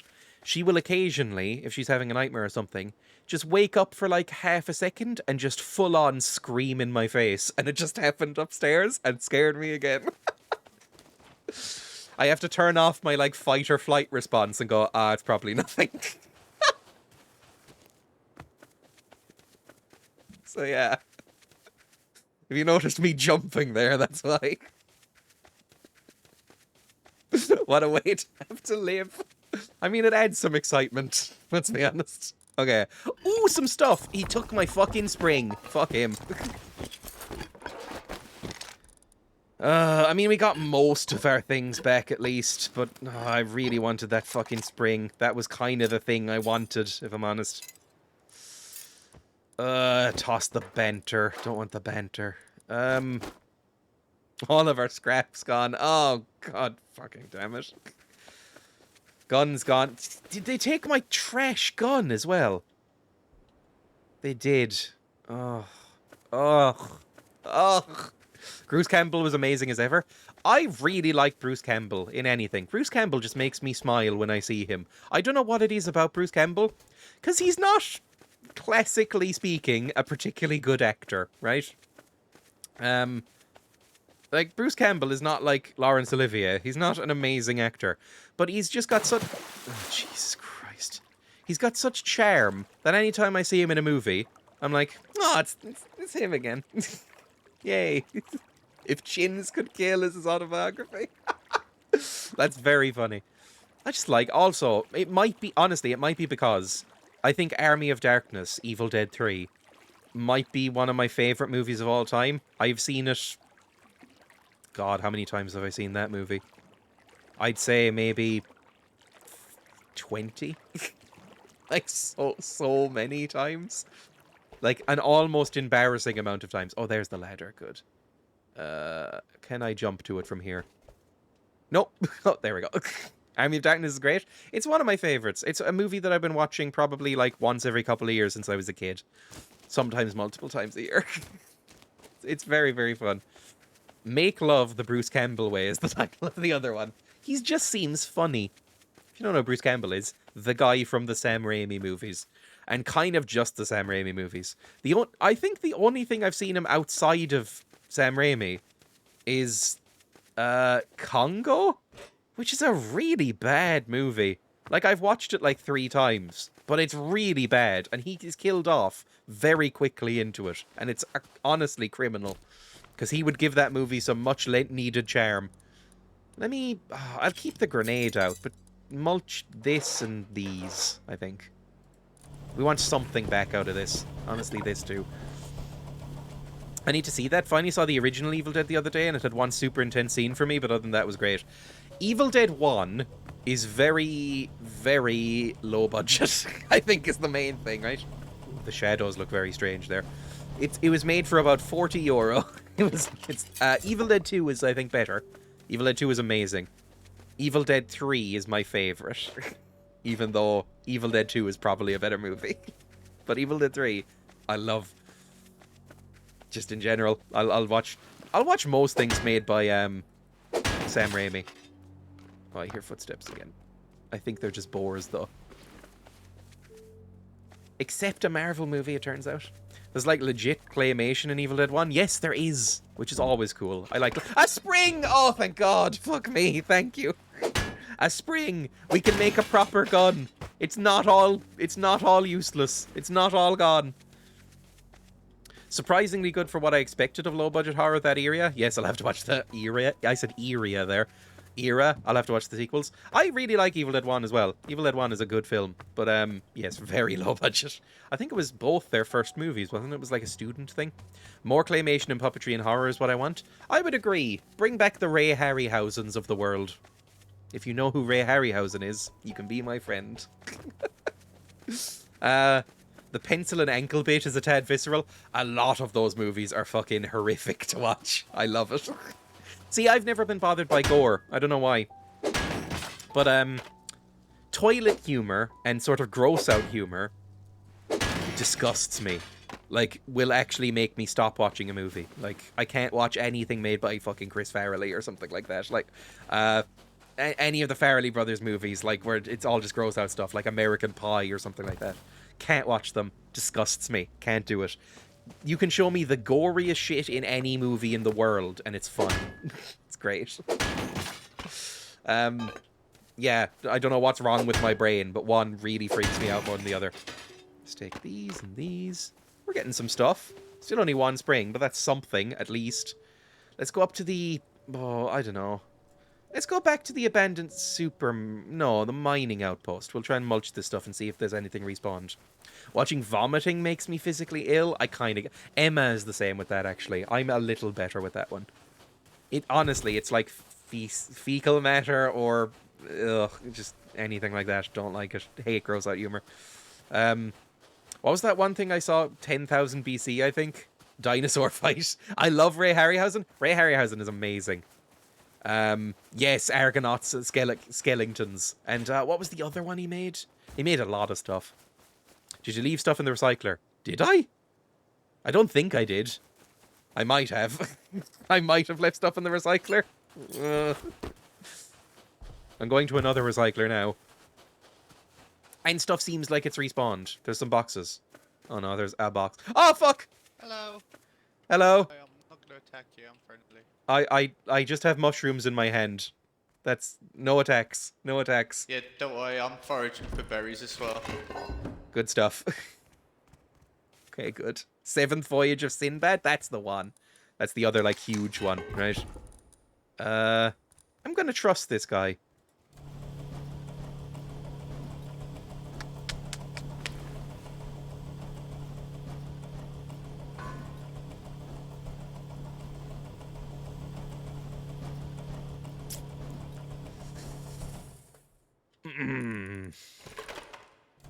We could, though, is all I'm saying. We could. They don't look particularly well armed. This doesn't look like trust. Hello, mannequins. No, I guess not. Let's loot.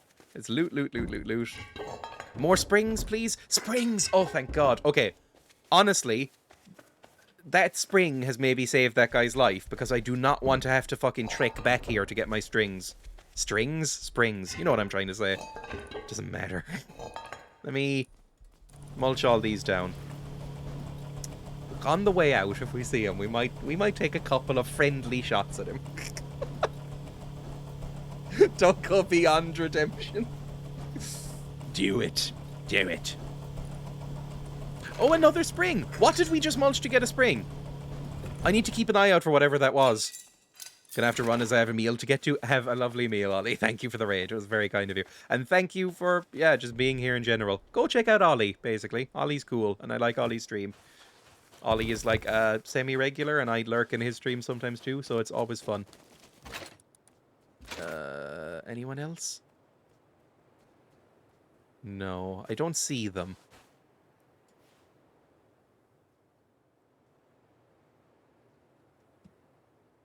I'm peering into the screen like I'm 80 years old. It doesn't help that I'm wearing sunglasses. Fair enough, let's go. A little foraging fool. He's just a little berry man. Am I within my God-given right to be a mod? Oh, I keep forgetting to mod you. I should mod you. I might do it after the stream. I keep forgetting to mod people. The problem is that it's never urgent because I have so many mods. Like, I have like 6 or 7 mods. I think at some point. Oh, okay.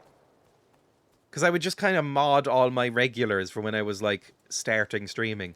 So I have so many. No mods for Sarah. Exactly, like Ghost is a mod.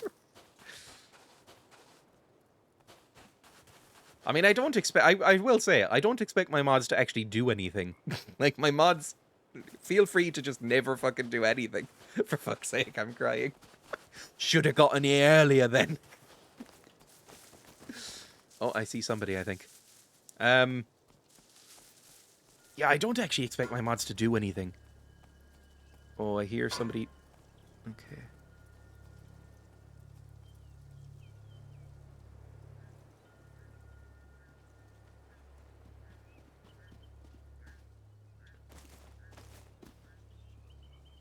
They're being nice. And they clearly have way more stuff than me, so it might not be a good idea. Do they have good gear? Yeah, they're like in full armor and shit. Let's go build some stuff. Let's go build some proper guns, come out and try and kill some people. That's my plan, okay? Let's go back to base. Not this way, you idiot. That's the military base. My only mod is my partner who fell asleep last stream. Mod's literally asleep. It's like the Irish Parliament. That's a reference you will get if you are a very specific person. There wasn't really much to do with single spammer. It happens. My bot will usually take care of spammers, so there isn't really much for mods to do, to be honest. All that lovely gear could be yours. Ooh. Ooh. It's very tempting. I got this mod called Craig, who's basically my butler. Your mod is a wanker because he bans the word wanker. Oh, it didn't block me. No, wanker is allowed, I'm pretty sure. Auto mod banned the word wanker, but no mods did. And it always gets allowed anyway. What was I reading? I can't remember. I don't even remember who my mods are, Emmy and some others. I don't remember who most of my mods are. I have about 7 mods, maybe? I remember about 3 or 4 of them. There's Valor, there's Ghost, there's Mikey, there's Sapper, there's Grenarius, and there's a couple more. So, there you go. I have anywhere between 2 and 8. Yeah, I mean, you know, just spread it around different time zones and stuff is usually a good idea as well. Although I usually always stream at the same time, so it's not a big deal. Is this safe? I want to go over there for more scrap, but I'm kind of risking it. I have 3 springs, which is enough for 3 rifles, or maybe some SMGs or something. I almost said MSGs, because I made some noodles for breakfast and poured at least, like, 2 tablespoons of MSG into it. And it was good, damn it. And I will continue to do that forever. Anything? Just some scrap? Just some scrap is fine, I guess. Emmy, Mikey, Gran, and Ghost are the only ones I'm aware of. Just some scrap. Just go. Just go, just go, just go. I can't be hanging around too much. Yeah, I don't know. I could probably mod my stream myself. My stream is pretty quiet usually. The people, I will say, my stream is lovely. Like, I almost never need to block anyone. I almost never need to warn anybody even, or time anyone out, or anything. Like, my Nightbot takes care of the spammers 99% of the time. Like, my community, if you're here, that includes you, even if you've only been here for a little bit, has been lovely. And I've very, very, very rarely ever had to say anything or block anyone. It's great. Or ban anyone, I should say. We did it, folks. We lured him into a false sense of security, commenced the hate raid. I did get follow botted once, but it was fine, and Twitch just took care of it in like 2 hours. That's like the biggest thing that's been a moderation headache, and it was like 4 months ago. Modding can be tricky because you never really know when to ban someone, and you don't want to do it when the streamer doesn't want you to, unless they're being like straight up pickets. That's true.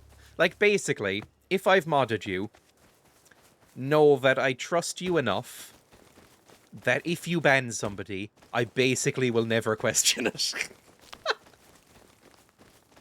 Which might be giving carte blanche too much, but if I have given you that little sword, it means that I trust your judgment enough that if you ban somebody, I'll just shrug and go, yeah, I must have been fine then. Let's get into it then, pure toxic from now on. I mean, yeah, if you want to. I will always tolerate a little bit of toxicity as long as it's towards me. Like, if somebody's toxic towards me, it's fine. If it's when somebody's toxic towards, like, groups or people specifically that I like, then I get kind of, you know, fucky about it, obviously. But, like, people are toxic to me all the time, and I like it. I'm okay with it. Let's go make some stuff. Do I hear? Oh, fuck! Thankfully, they didn't want to kill me, I think. Let's put some wood away. Being horrible to your loved ones is very healthy. Exactly. And I think that's one of the reasons the Twitch chat can be so terrible, is because of the whole parasocial thing. And look, I know the word parasocial relationship gets thrown around a lot these days, but I think it applies on Twitch very well, right? Like, and, you know, I'm not a psychologist. I don't know what the fuck I'm talking about. But, there is a lot of people who find it maybe slightly difficult to differentiate when a streamer is putting on a show and when the streamer is like their genuine like best friend in the world. And so, you know, you get some strange comments like that.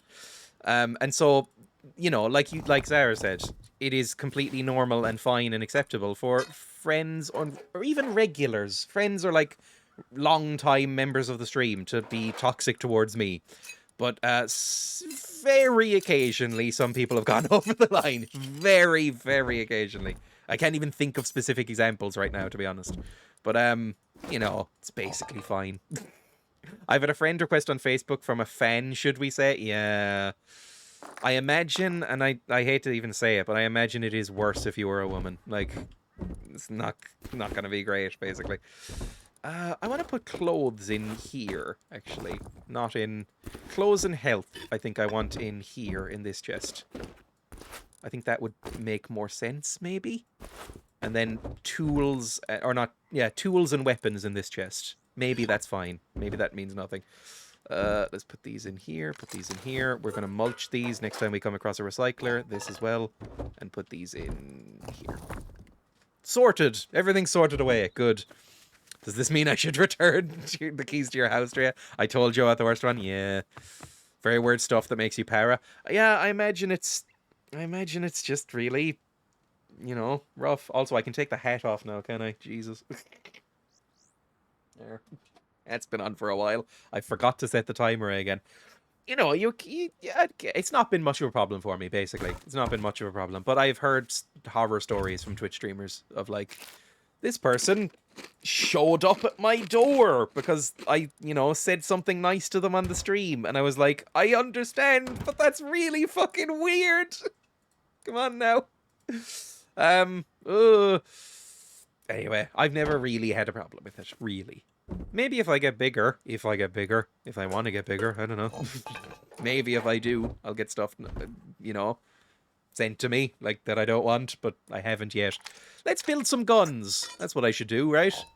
I don't exactly know what I need to build these guns. I imagine metal. Not this metal, the good metal, the smelted metal. Can I make some cool weapons? How do I make them? Semi-auto rifle needs high-quality metal. What else? Thompson needs wood and high-quality metal. I would like a Thompson, please. I think today I'm craving a Thompson. Are your ordinary jelly beans in the way? Still not, no. I hate it. I can't find any for under like €50 to ship to Ireland. I'm going to look again after the stream. Do you ever have a moment in your work meetings where you want to kill everyone in the room? Yeah, I mean, most meetings. I don't know if that's okay to say on TOS, but like, oh yeah, it's a ghost has also been having a bad day at work, or a bad week at work. Like, meetings in general fill me with genuine dread, because I don't know if I've mentioned, and again, I never know how much it comes across, I have crippling social anxiety. Like, incredibly crippling anxiety. Like, to the point where I'm terrified of other people. So, and I'm in therapy and taking medication for it. So meetings in general really just anger me as a concept, to be honest. I really don't like them, and I don't like going to them. So I get it. Anyway, what do I need? High quality metal and an SMG body. There we go. SMG body, we have one, and high quality metal. Let's make some fucking guns, baby. There we go. I want a Thompson. I want a semi-auto rifle. I want another semi-auto rifle. Give me some fucking guns. There we go. Amazing. Amazing. I have guns. Oh, let's unload that. We'll keep this as spare. Now we start building shit up, right? Let's load these on. Let's put this in here. Put this in here. Put this in here. Let's build some add-ons, I guess, is the word I'm looking for. Like, build some, like, silencers and stuff for this. That would be cool. A Thompson, you need to sound like an old-timey gangster and call it a Tommy gun. It took me a while to realize that they were the same thing, if I'm honest, which is slightly embarrassing. Extended mag, important. Probably the handmade sight is pretty important. And the silencer. Sure, that's enough. We're basically fully kitting out this to the point that we have bankrupted ourselves. But we have a cool gun now. Anyway. I have a mix of some IRL plus online, same outcome. Apologies, Tapla streamer, needed we event. I think that's fine. What's it called? Sorry, I should complain about it. No trauma dumping. I think that's a thing, isn't it? Which I think is one of those sort of psychological buzzwords that means a real thing and then got taken by Twitter and Twitch and made into something kind of slightly silly. Like, what's it called? Emotional labor, I think is another one. That's like a real, genuine psychological term, but then people just used it to, like, refer to seeing their friends when they slightly don't want to, which is not really what it's for, you know, that kind of thing. Anyway, let's go out. Actually, no, I'm going to put on some metal and stuff, like the morning after a spicy curry. Jesus Christ. Let me get like 5,000 wood and then some of this. Like 5,000 of this. Maybe 2,500. And then like 5,000 of this. Let's melt all this shit. All of it. I want it all smelted. I want as much of this stuff as possible. Let me go. You. In. And in. And that's about it, I think. I think I can go out and try and kill some people now. I don't have many clothes. I should probably build some armor. But honestly, I think I just want to go out. I don't want to spend any more time in here in this room. So let's go. I have a bean can grenade. And I can build more guns. And I have more guns. So when I come back, if we die, it's no longer the end of the world. This is what I wanted. This is what I wanted to have happen. That I could just sort of, like, stay out for a little bit without worrying about losing everything. It's great. I don't know. I don't really know anything about psychology. My brother was briefly interested in becoming a psychologist and then didn't. He went into genetics instead, like a fancy lad. But I never really did. I remember reading that apparently people with mental health issues are more likely to become psychiatrists and psychologists and counselors than the general population, which makes sense, but didn't occur to me until I read that. I agree, it became overused and lost meaning. Makes sense in an individualistic, capitalistic society. Yes. Emotional labor. I think it refers to, like, when it kind of reminds me of America, when I went to America, when every service worker had to have, like a fake glued-on smile for the fear of not getting enough tips to live and make rent that week. That's, you know, it felt really depressing being in Florida because of that sort of thing. Also, cat ears. Fuck me. Well, the cool image is going to be destroyed.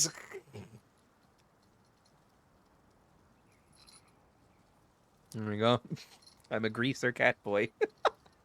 Let me set the timer because I keep forgetting and doing like 40 minutes. 30 minutes. Start. There we go. Good stuff. That's what it was originally about, I think. Workers' rights or something. I think so. I don't know. This is pretty cool.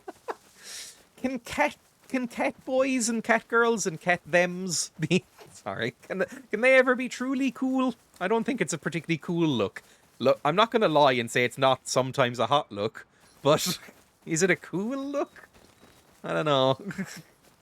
Don't know if I'd refer to it as cool. Cat ears cheered me up no end. I'm glad. Dreya's into cat boys now.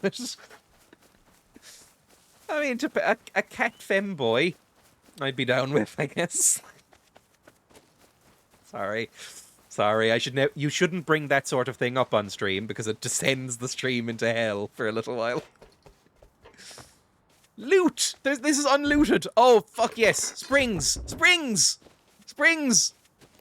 and crates. Oh, I'm so happy. There's actually going to be stuff in here. Oh, no. Big crate in there, though. That might have been looted. Oh, I'm so happy to see something that hasn't just been looted already. Oh, after mentioning femboy cat boys, I have received an image link. That terrifies me more than any other image link I've ever received, I think. Oh no, it's not. It's actually kind of cool. Or at least it's not, you know, disturbing. It's that guy from Community with cat ears. I do not remember this episode. When was this? I don't remember this episode at all. And I've watched a lot of Community. Even I watched Community after it was terrible. Like, when it was bad... Hang on, my face looks way too big. I think I'm still on the desktop screen. There we go. Ooh! Hello. Hello. It's when they do the play on drugs. Okay, literally your outfit. Yeah. Yeah. Turn on that, turn on that, turn on that. Hello. His character is the cool cat. It's been a while since I watched Community. Community was really good. I don't know if I have anything to add to that. It got really bad. Like, it got really bad. And then got kind of good again at the very end. But never quite as good. Like, I think everybody will agree with this if you've seen Community. If you haven't, I'm sorry for the next 30 seconds. But, Community Series 1, 2, and 3 are extremely good series of television. They're fantastic. 4 is some of the worst TV I've ever seen.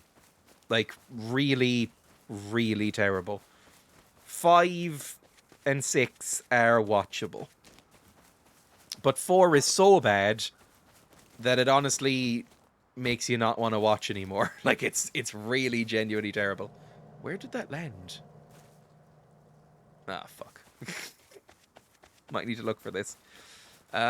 It goes well downhill after half the cast start leaving. Once Donald Glover leaves, something's missing, right? And then, as much as I hated him, Chevy Chase leaving, and, you know, stuff like that. Is that it? No, that's something. Where'd it land? Can I hop up on this and get a better vantage point? Come on, just crouch jump like it's Half-Life. Crouch jump. Ah!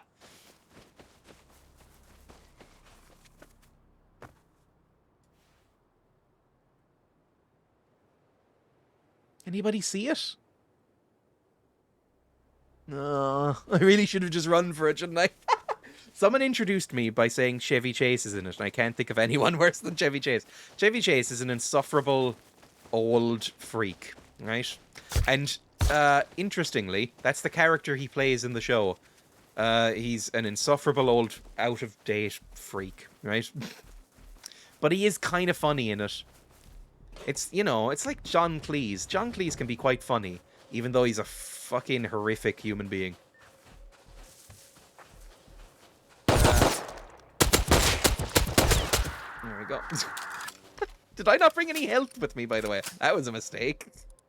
Oh, 10 scrap. That's well worth the bullets, thanks. Jesus. Fuck me. Ooh, a sword. That's kind of cool. I like the sword. Where'd the thing go? I'm just going to keep walking in this direction, I guess.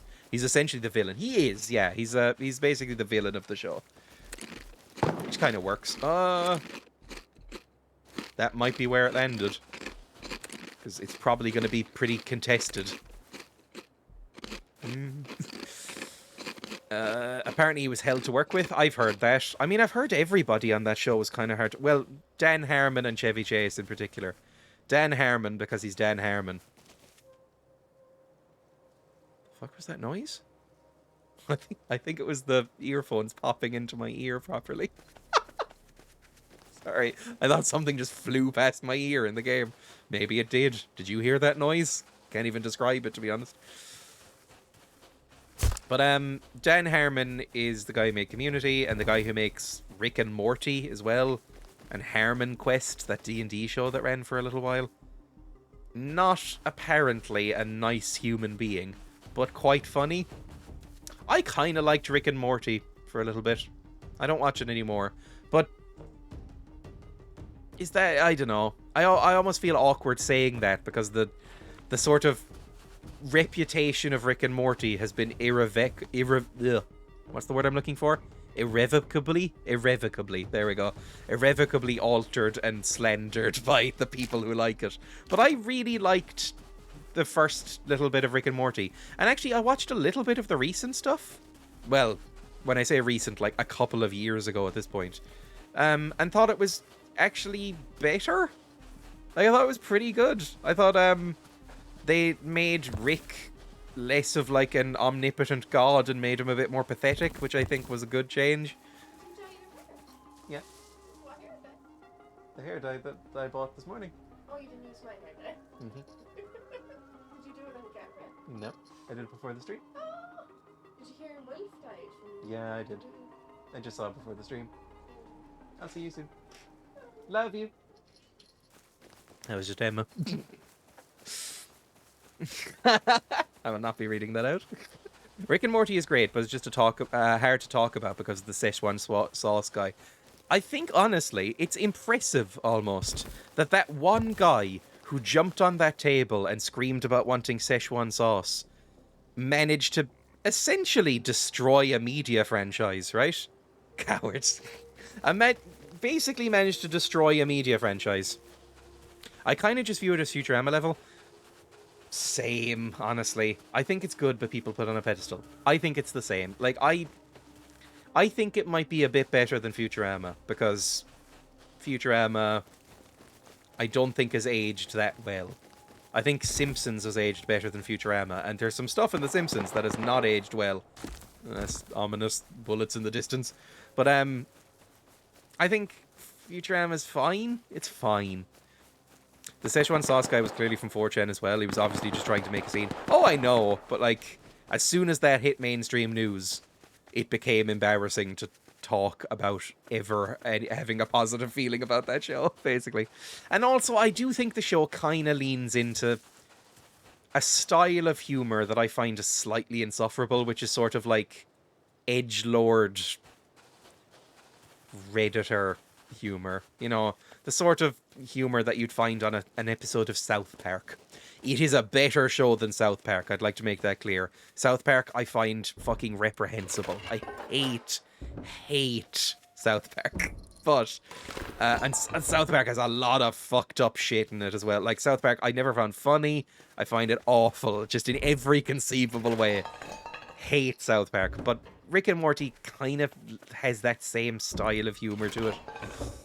Matt Groening's problematic feelings become clearer the newer his shows. Yep. Matt Groening is kind of a weird guy, but I really like Simpsons. Like, Simpsons is amazing. Disenchantment, also welcome, User Rosemary. Shout out to User Rosemary, another very, very good streamer who I've raided a couple of times and has killed me, I'm pretty sure, like 3 or 4 times in Rust. But, yes, I really like Simpsons, but I watched a little bit of Disenchantment, his newest show, and it's fine.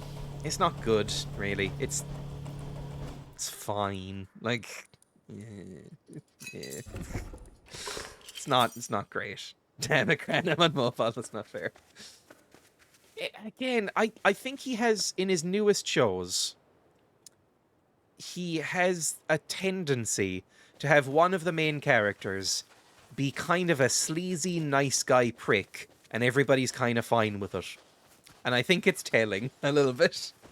And I maybe am sounding like a BuzzFeed article, but I think it shows, you know, like, it's just... Disenchantment's fine, but there's a character called Elfo in it who really fucking pisses me off every time he's on screen. He really fucking annoys me. He's basically Fry from Futurama, but as like a little elf. Just really genuinely irritates me, that character. The rest of the show's fine. It's okay. Had like a lesbian plot line recently, and I thought it was okay. Although I don't know if I've seen the recent season, like the most recent one. I don't know why it got all the hate. It's not perfect, but it's good. I'd say it's about on par with Futurama. But I think Futurama's just aged not well, and people forgot. Like, people forgot that Futurama wasn't that good. And, or not that good in a modern context when media's kind of moved on a bit in terms of comedy and on TV. And so they went, oh, this is not as good as I was expecting. Can I go into the train yard, or is it going to irradiate the shit out of me? Let's try. I have a gun now. Scenes are so long, you're expecting a joke to come, but it's just a dragged out scene. I would agree with that, especially in season 2, which I did watch for some reason. That in Disenchantment, there's the scenes, the pacing's a bit weird. Like, the pacing's a little bit strange, so that jokes never really seem to come. Like, it's almost like it's playing itself a bit more of a serious, like, comedy drama, but then just jokes never really happen, but it's not really enough of a drama. It's fine. It's fine. Disenchantment is fine. It's not a bad show. It's just sort of there, you know? For a show set in the future, it spends a lot of time in the 80s. Yeah. I rewatched some Futurama recently because I really liked Futurama as a kid. Because I liked a lot of trash as a kid. Not to say Futurama's objectively terrible. I just, you know, I hear scientists. I rewatched a bit of it recently and went, this is kind of annoying. Like, Fry is such a dick. Fry is such a dick, but they do that thing that all sitcoms did, and probably still do. I haven't watched a sitcom in forever. But all sitcoms kind of did, which was... This character is like a sleazy nice guy who has some real fucking weird views about women. But it's all fine because he's got a good heart. I was like, no, stop being a fucking creep. And also have a good heart. That's all fine. But if you're just being a weird creep... You know... Oh, fuck, this has already been activated. That means somebody's around. Run away. Hang on. Let's hide. Let's just hide for a second. But, like, the way Fry acts around, like, Leela and Amy and stuff, it's just... He's like a sort of generic 90s dude bro sexist. And it's like, oh, it's all fine because he's got a good heart. It's like, oh, fuck off. Anytime a new woman comes on stream, they have to date them. Yes, I said stream there. Jesus. Alright, my brain has been ruined by Twitch. And the internet in general, let's be honest. Me and my partner, we watched it for a while, and I think it's got more and more frustrating. Some bits were funny, but basically, when I rewatched it, the only bits I really found funny were anything to do with Bender. Bender's great. Bender's hilarious. Everyone else in the show is a little bit of either, like, a weird stereotype, or, just kind of unfunny. Brannigan pisses me off as a character. Yeah, Brannigan's aged pretty badly. I remember finding him very funny at the time. And I guess sometimes it works. Maybe if he's a small role, because he's so clearly a parody of the, of, like, William Shatner in Star Trek and that kind of character archetype. But, again, it's like he has emotional moments. And I'm like, don't give him emotional moments. Come on now. I love the professor. Okay, the professor's also very funny. Never mind. I like the professor. And the voice cast is really good. You know, it's fine. Like, Billy West is a good actor and stuff like that. The professor might be the best character. The Finglonger. That's what it might be like if I had invented the Finglonger. Sorry. I can't think of a single female character that doesn't date any of the men. I don't even know if that show... I was about to say the same thing. Silence. Also, welcome, Pilgrim. I don't know if it passes the Bechdel test even, which I know it gets taken, like Amy Bechdel. I think her name is Amy Bechdel. Amy Bechdel kind of meant that test as a joke anyway, and makes jokes about it on Twitter all the time. But, you know, it's an interesting, like, little rule of thumb, almost. But I don't think it does. I was going to say the old Catwoman, but then I remembered she dates several of them. Yeah. Yeah. Basically, I think Simpsons is the best Mac Groening Garden will ever get. And Simpsons has some fucked up stuff in it. Perhaps Amy and Leela discussing the butterfly wrestling? Maybe. I mean, it might. I've never really paid attention to it, to be honest. I don't really think that much of Futurama, really. I feel like Futurama... The Simpsons is or not overstayed, but has stayed in people's minds longer as well. Like, everybody knows The Simpsons, except Zara, bafflingly. Sorry, just calling out Zara there, but everybody knows The Simpsons. Everybody loves The Simpsons. Everybody recognizes The Simpsons. Futurama's kind of fallen out of... Kind of fallen out of favor a little bit. People don't reference it as much. People who didn't watch it at the time, I think, don't really care about it. Okay, that's definitely scientists, because they can see me in the dark. I wanted to get daytime so I can actually fucking see is the problem. I have a grenade. It's a bean can grenade, but I do have a grenade. Probably anyone else here knows where I am, right? I don't know. I probably won't watch any more Disenchantment. I know I'm just sitting in the dark talking about sitcoms, but, you know, I'm waiting, right? But I don't think I'll watch any more Disenchantment or anything he makes, to be honest. It's always left me a bit cold, other than Simpsons. And if anybody's ever watched any modern Simpsons, they'll know that that's pretty terrible as well. Is that another one? Or that's a loot drop or whatever it is, isn't it? Yeah, Grenadius. Jesus Christ. I don't know. What else does everyone want to talk about? That's kind of a problem with TV in general, right? I haven't watched a TV show in a long time, I'll be honest. But when I was watching the Sopranos, which I think people actually maybe slightly over malign, I didn't think it glorified the mob as much as people maybe implied it did. I thought it made it pretty clear these were miserable, horrific people, right?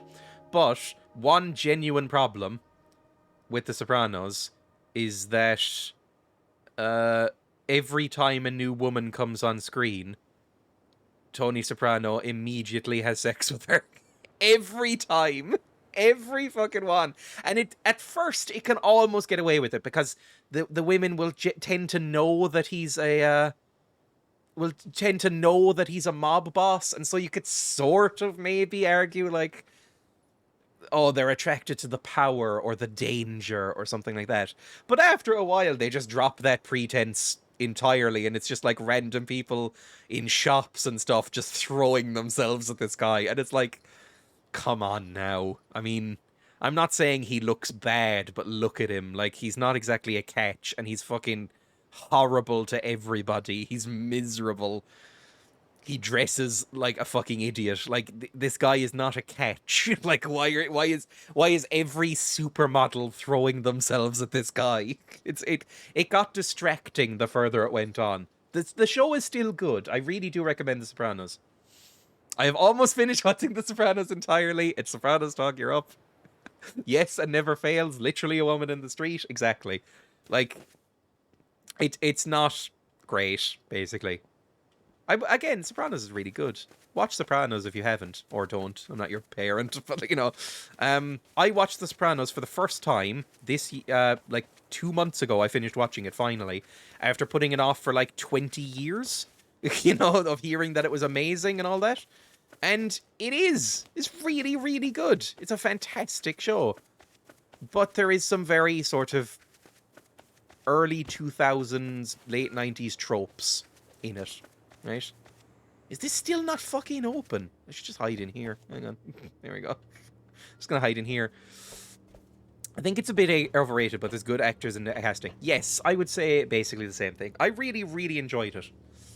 Lady Gaga had a cameo in it, and that's my fun fact. Oh, she did, but I can't remember where. I remember reading that and going, oh, that's interesting, and then forgot.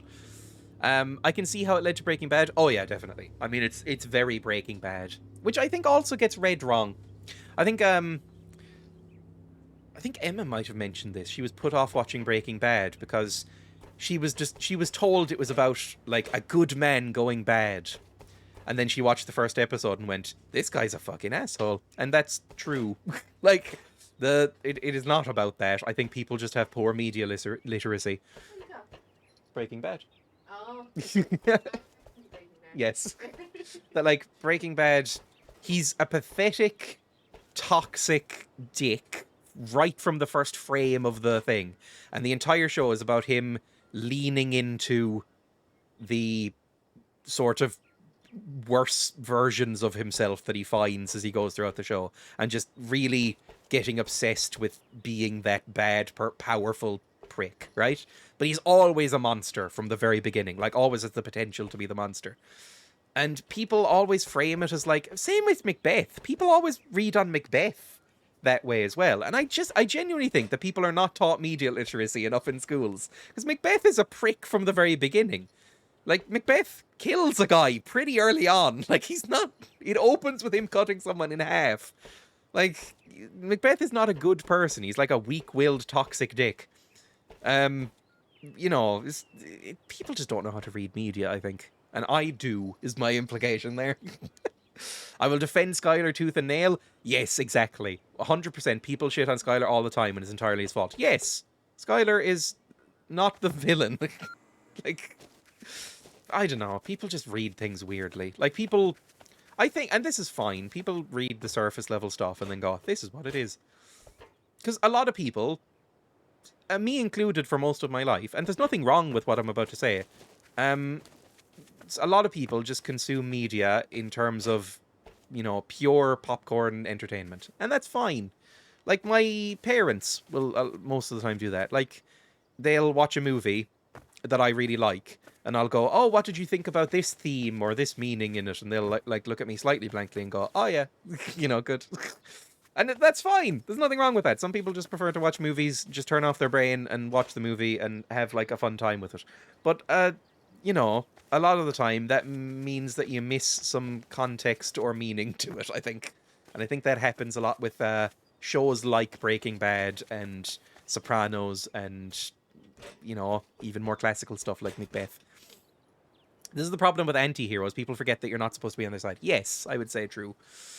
Hey, husband, you're acting strange and disappearing. Yes, it is because I am murdering people. Dude bro's thinking Skylar is the villain. Yes, I mean, you'd be fucking angry, right? I don't know, I don't get it. Like, you can say that she's kind of sometimes annoying, but she's not the villain. Jesus. I don't know. I need to rewatch the show, to be honest. I haven't watched Breaking Bad since it came out. Like, I watched along with it. Like, I think I came in at, like, season 2, because there's 5 seasons, right? I came in at, like, season 2 or 3, caught up on it, and then watched it week by week until it ended in, like, 2014. Like, almost a decade ago now. Ah, oh, God. Oh, it's old now. It's an old show on a network TV station. Oh, God. Remember the days. But yeah, I need to rewatch it again. And I still haven't watched much of Better Call Saul, even though I know it's amazing. And I watched the first season and thought it was amazing. I just never went back to it. They had a huge writer's strike too. Oh, yes, that's true. The writer's strike. That infamous writer's strike that happened. Never rewatched it. Never will. Reckon it ages poorly. Maybe it will. I don't know. I haven't gone back. Like, it might be like I mentioned about Futurama, where I had good memories of Futurama, and then I watched it again and went, not great, to be honest. I've still never seen Better Call Saul. I've seen the first series, and it's very different in tone, and I think a lot less people watch it, right? Because it's very different in tone. But it's very, very good. It's unbelievably sad. It's... Okay. Now, it's open.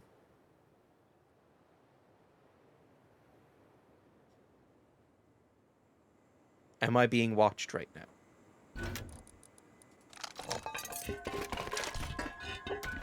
Ah! Fuck! Fuck! Run! Fuck! Fuck! Run! Fuck! Fuck! Fuck! Serpentine. Just fucking run. Just go for it. Run. Crouch, crouch, crouch, crouch, crouch, crouch, crouch, crouch, crouch. Oh, Jesus Christ. I don't even know what that was. I think that was an incendiary round. Can scientists have those?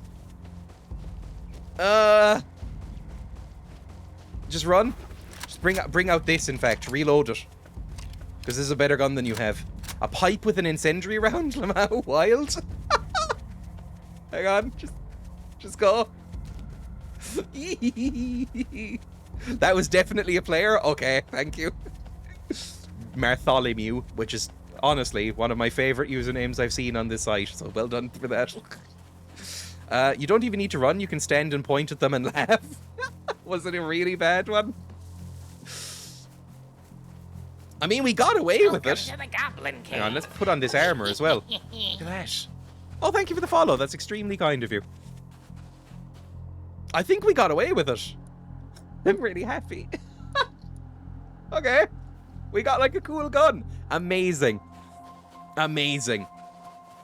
I could only really follow the characters better. I could really follow the characters better on a rewatch. I was surprised by how interesting Hank was.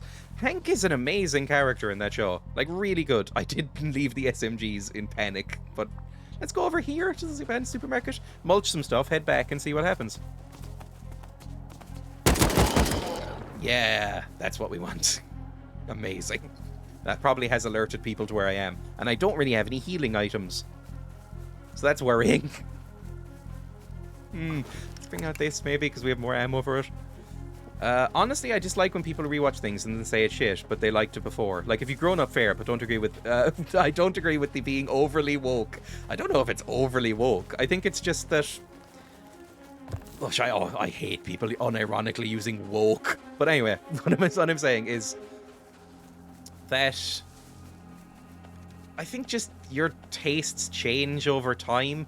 Like, something can be good at the time and also still kind of fucked up watching it back. Like, The Simpsons is a great example. The Simpsons is an amazing show. I think The Simpsons might be one of the best shows ever made. There is some objectively fucked up stuff in it. Like, there's some episodes that are hard to watch and some jokes that are really fucked up. I think you're just, you know, as culture and society evolves and becomes steadily more progressive until it backslides like it is currently, and then maybe becomes more progressive again, as it inevitably will. You know, things will age in certain ways, and things that used to be considered okay by the majority of society are no longer okay. And that's good. You know, that's a good thing.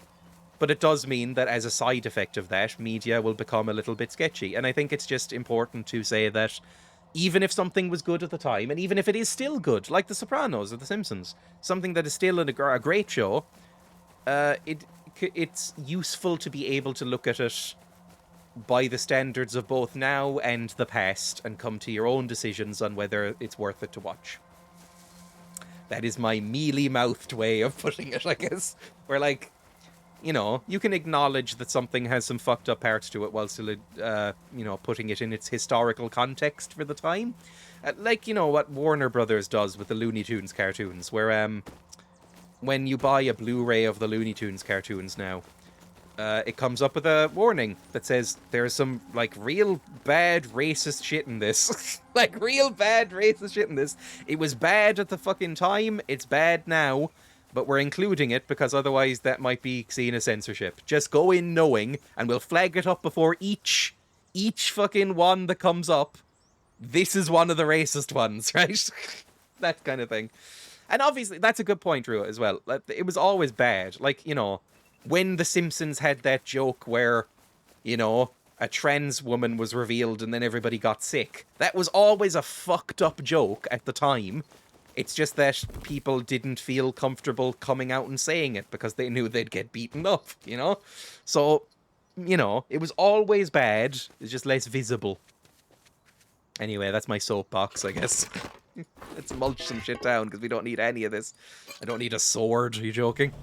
It's a great way to do it, yes. I think you can enjoy stuff while critiquing it, but sometimes that's easier than others. And it's definitely depending on personal experience. Yes, also that's true. Like, there is some media, especially when it's made by a single person and that person turns out to be a prick, that I still feel very sketchy about consuming. Like, some of my favorite music ever is the video game soundtracks by Jeremy Soule. I always bring this up, right? Yes, normalized does not equal right. Good. What the fuck is that? Oh, it's my cat ears thing. Sorry. My cat ears alarm went off. Yes, the Skyrim guy. He did Skyrim, he did Harry Potter, the games, which I like more than the movies and the books, and obviously everything to do with fucking that woman. But who will not be named. But he did a lot of video game soundtracks that I genuinely love. And some music that I genuinely... Neverwinter Nights, a lot of the early BioWare stuff. Amazing stuff. I agree with you. I agree with all of you. I think we all basically agree it's the minutia, which is why the left eats itself, right? We argue over minutia forever. But anyway. I used to go to sleep listening to the Morrowind soundtrack and the Neverwinter Nights soundtrack basically on loop for years and years and years.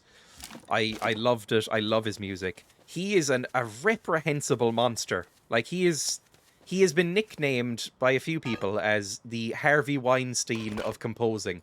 Like, he is a horrible, horrible human being. Awful. Oh, fuck. Maybe we shouldn't be here. Awful human being. And so I don't know whether I'm comfortable listening to his music or promoting his music or anything. I don't promote his music, but like, you know, I just feel a bit weird about it, basically. And same, there was a fairly recent infamous example about, and this is going to be slightly sad, I guess, but there is a game called Night in the Woods. Maybe one of my favorite games of all time. I love Night in the Woods. Night in the Woods is a wonderful game. I love it. Genuinely love it. I had so much fun with it. It was one of the first games I played through with Emma when we were together first. And it was just, we both were obsessed with it. And still kind of are. I love that game. The soundtrack, I love that as well. Right? Soundtrack, another one of those things where I would listen to going to sleep, just have on in the background. I love the soundtrack to Night in the Woods. Really, really identified with that game, basically, and really connected with it on an emotional level, which sounds cringy, I know, but I did. And then the guy who co-directed and co-wrote it and single-handedly composed and performed all the music turned out to be like one of the worst people in the world, like sexual assaulting horrific man, like horrific man. And then as soon as it was revealed, he then like killed himself like 3 days afterwards. Like it was a bad week for somebody as a fan of that game. And now every time I hear the soundtrack for that game, I always get a little twinge of like, oh, I really like, it's mixed feelings, I guess, where I really genuinely loved that game. It really spoke to me as a piece of art. And then also the feelings of knowing what that guy did. It's like, I guess that you have to maybe, some people fall into the thing of death of the artist and separate art from artist, which works for me sometimes. But again, it depends on the person, really. For some reason, I don't know what it is about me, but sometimes I can separate and sometimes I can't. And it seems almost random. Maybe it's like, I think it helps if they're not alive. That does help, I think. Like Hitchcock movies, right? But I think it also depends on how much creative input they maybe had. Like, if they are the sole composer and performer in a thing, then feels a bit weird, right? Yeah, exactly. A lot of other people were part of that game. It's something to consider. He co-directed and co-wrote it, but there is another writer and director, and more people who worked on it, and artists, and lovely. You know, all that kind of thing. It's how people also justify the, like, you know, watching a Roman Polanski movie. I will say, I have watched a fair amount of Roman Polanski movies, because I think he's a good director. I have never paid for a single one of them, because the thought of giving that man money fills me with disgust, right? So, I would say it's ethically fine to pirate Roman Polanski's media, right? Absolutely fine. But depressingly, he's a very, very good director, right? But another thing is that, you know, he's not the only person who, like, he didn't write the movies usually. He's not the cinematographer. You know, there's other people involved, like 100 other people. So I guess that's a way of looking at it. And yes, I would say, I guess ultimately you're in charge of what you do by yourself, but advocating to others is different. Yeah, like I would never promote Jeremy Soule, for instance, because I think he's a horrible man who should not get to be involved with the media anymore. I'm glad I've never seen his movies. I mean, depressingly, it's a bit like Alfred Hitchcock, right? Where you know that Alfred Hitchcock's a terrible person going in, because everybody knows. Like, one of the few things that everybody knows about Polanski and Hitchcock is that they're fucking monsters, right? Everybody knows that. Hitchcock may be slightly less of a monster, but still pretty fucking weird, creepy, sleazy man, right?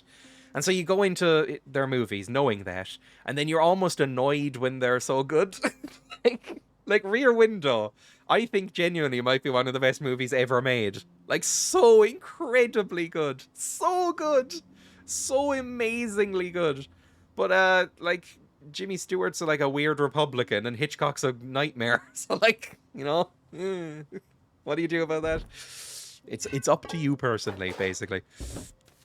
Hitchcock is very good. Rope is absolutely brilliant. Rope is amazing too. Actually, I remember reading that Rope was not very well received at the time. A lot of his movies weren't. And they said that Jimmy Stewart was miscast in it. And I disagree. I thought he was great, and the movie's great. Rope is very, very good. If you don't know what Rope is, it's a movie based on a play where two students kill a guy, like their friend or something, I can't even remember, some guy, keep him in a, like, strangle him to death with some rope at the start of a scene, at the very start of the movie, and then keep him in a box that they disguise as a table, and then host a dinner party to get kicks, right?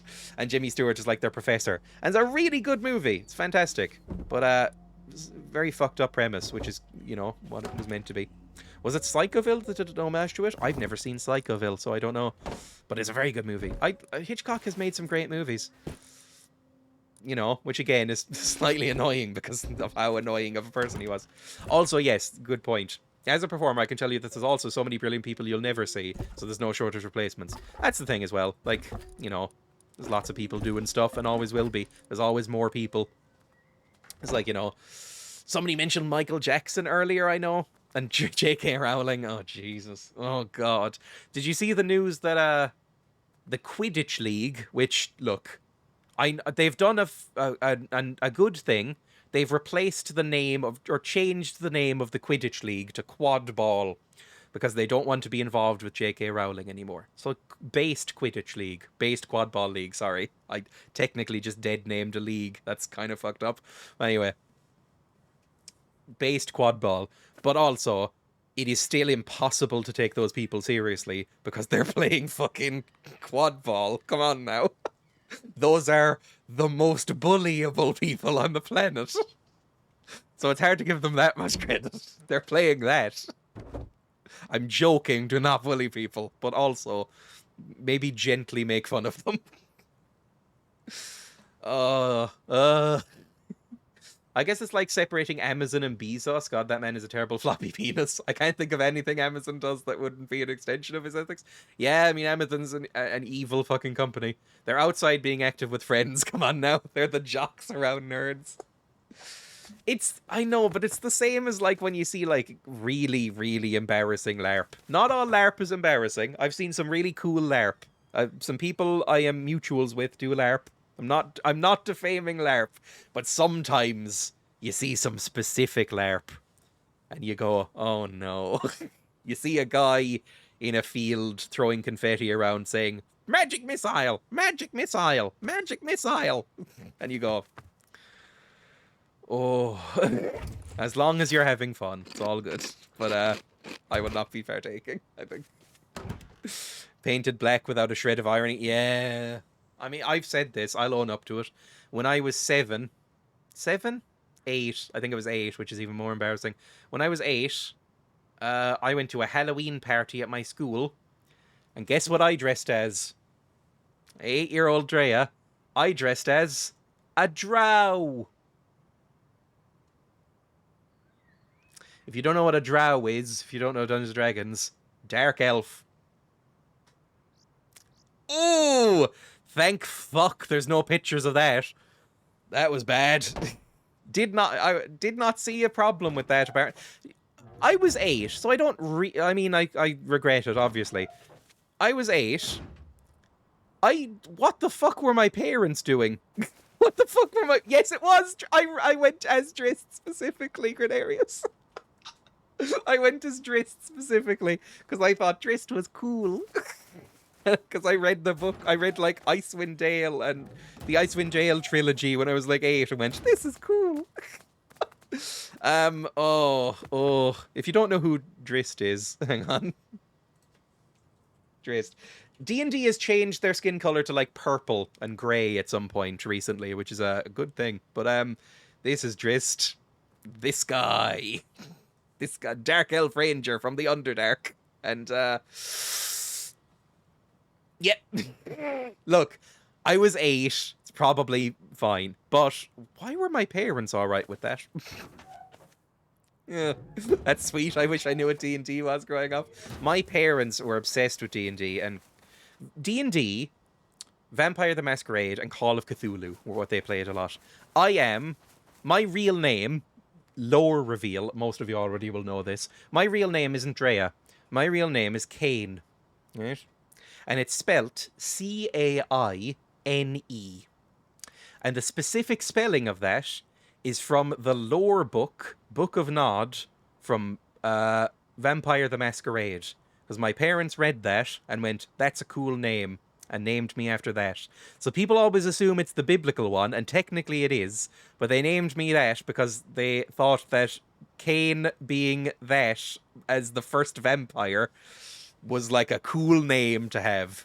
And I have never liked it very much. But yeah, that's your villain origin story. I give you the seal of approval. D&D also has these weird native carnival stereotypes, yes, but the way they got around it was making their skin completely white, like that would have solved them of it. Is that maybe... Oh, yeah. Also, the Duergar are a bit weird. D&D has some fucked up stuff in the past. I think they're trying to do better. Like, they recently did away with the racial bonuses and racial traits and stuff like that, which is a good change, I think. Anything that makes D&D, number one, more accessible to people, and number two, more sort of free-flowing and cool, I think I'm good with. Goblins and orcs are now playable. Yes! Which is good, because I like playing goblins and things, I think. You do look like a vampire today, blocking out the light with those sunnies. I guess I'm going for kind of like a The Dead Don't Die look for... Not The Dead Don't Die. That's the bad one. What's the really, really good Jim Jarmusch film? Like the really good one. Only Lovers Left Alive. There we go. I'm going for an Only Lovers Left Alive movie. I think I have never really gotten Tom Hiddleston as like a sex symbol, except in that movie. There I got it. Tilda Swinton I've always gotten as a sex symbol, but especially in that movie. Sorry, is that creepy? Nothing but gaming. Hello, Crown. Welcome. Shout out to Crown.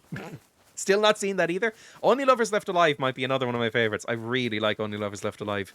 It is an unbelievably pretentious movie. So, if you don't have tolerance for that... I didn't put my fucking gun away. What's wrong with me? I have 2 guns out right now.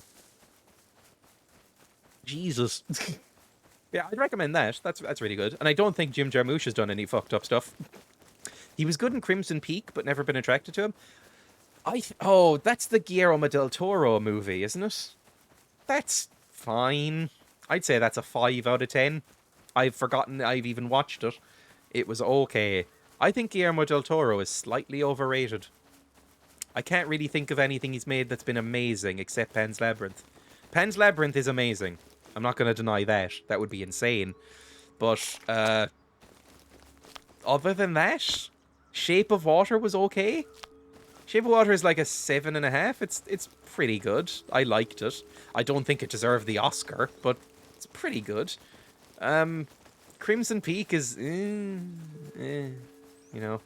The Orphanage, I haven't seen The Orphanage. Pinocchio looks great. I saw that the trailer got released for that, and I know he's been working on it forever, so maybe it'll be good. I would have loved to see his take on the Hobbit films. I mean, anything would have been better than what we got, right? Oh, God. Oh, God. The Hobbit films. I've gone on rants before about the Hobbit films. I shouldn't, but like, oh, they're not good movies, are they? They're really not, and it's very sad because I really like the Hobbit. Oh, he didn't direct The Orphanage. Was he like producer or writer or something? Hellboy. I like Hellboy. Hellboy and Hellboy 2 are good movies, but I don't think they're amazing. I agree with Hayes. Hellboy is such a cozy film for me. Shape of Water is great. I find them almost comfort movies because I watched them as a kid. Like, Hellboy's good. Something like that, okay. 1 second. Only Lovers Left Alive. There's Drist. Dressed as Drist. Jesus. Only Lovers Left Alive. Only Lovers Left Alive. Romance horror. I would say it's not really a horror. It's more of a romantic drama, I would say. Maybe just drama. It's not that romantic. But yeah, these two in it, looking like the edgiest, edgy edgelords you've ever seen. Half the time he's wearing like big shades like these. It's great. So edgy. But yeah, they're both extremely good in it. I'd recommend this movie. It's very good. Yeah, here we go. Look at the fucking state of them. It's so good. Anyway, he looks like the first ever MCR fan. In it, he is a musician and kind of makes stuff that sounds similar to My Bloody Valentine, I would say. It's quite good. The soundtrack's good. Looking beautiful. What was the other movie set in an orphanage during the Society of Civil War? Oh, I have no idea. I have no idea. I mean, Pan's Labyrinth, she's kind of an orphan. Also, welcome, Sean Tento. Guillermo del Toro is slightly obsessed with the Spanish Civil War, I know. So he's made a few movies set in that era. I don't know why, just his specialist interest. I don't really know anything about it, to be honest. I like the Hobbit movies. Really? Really? Oh, Silas. Really? I didn't see them in the cinema because I was being a snob, then watched them years later and regretted being a movie snob. I just love that universe. I do too. The Lord of the Rings trilogy, if you count them as one movie, might genuinely be my favourite movie. I love them. I love everything about them. There's almost nothing I would change. I think they're perfect. Right?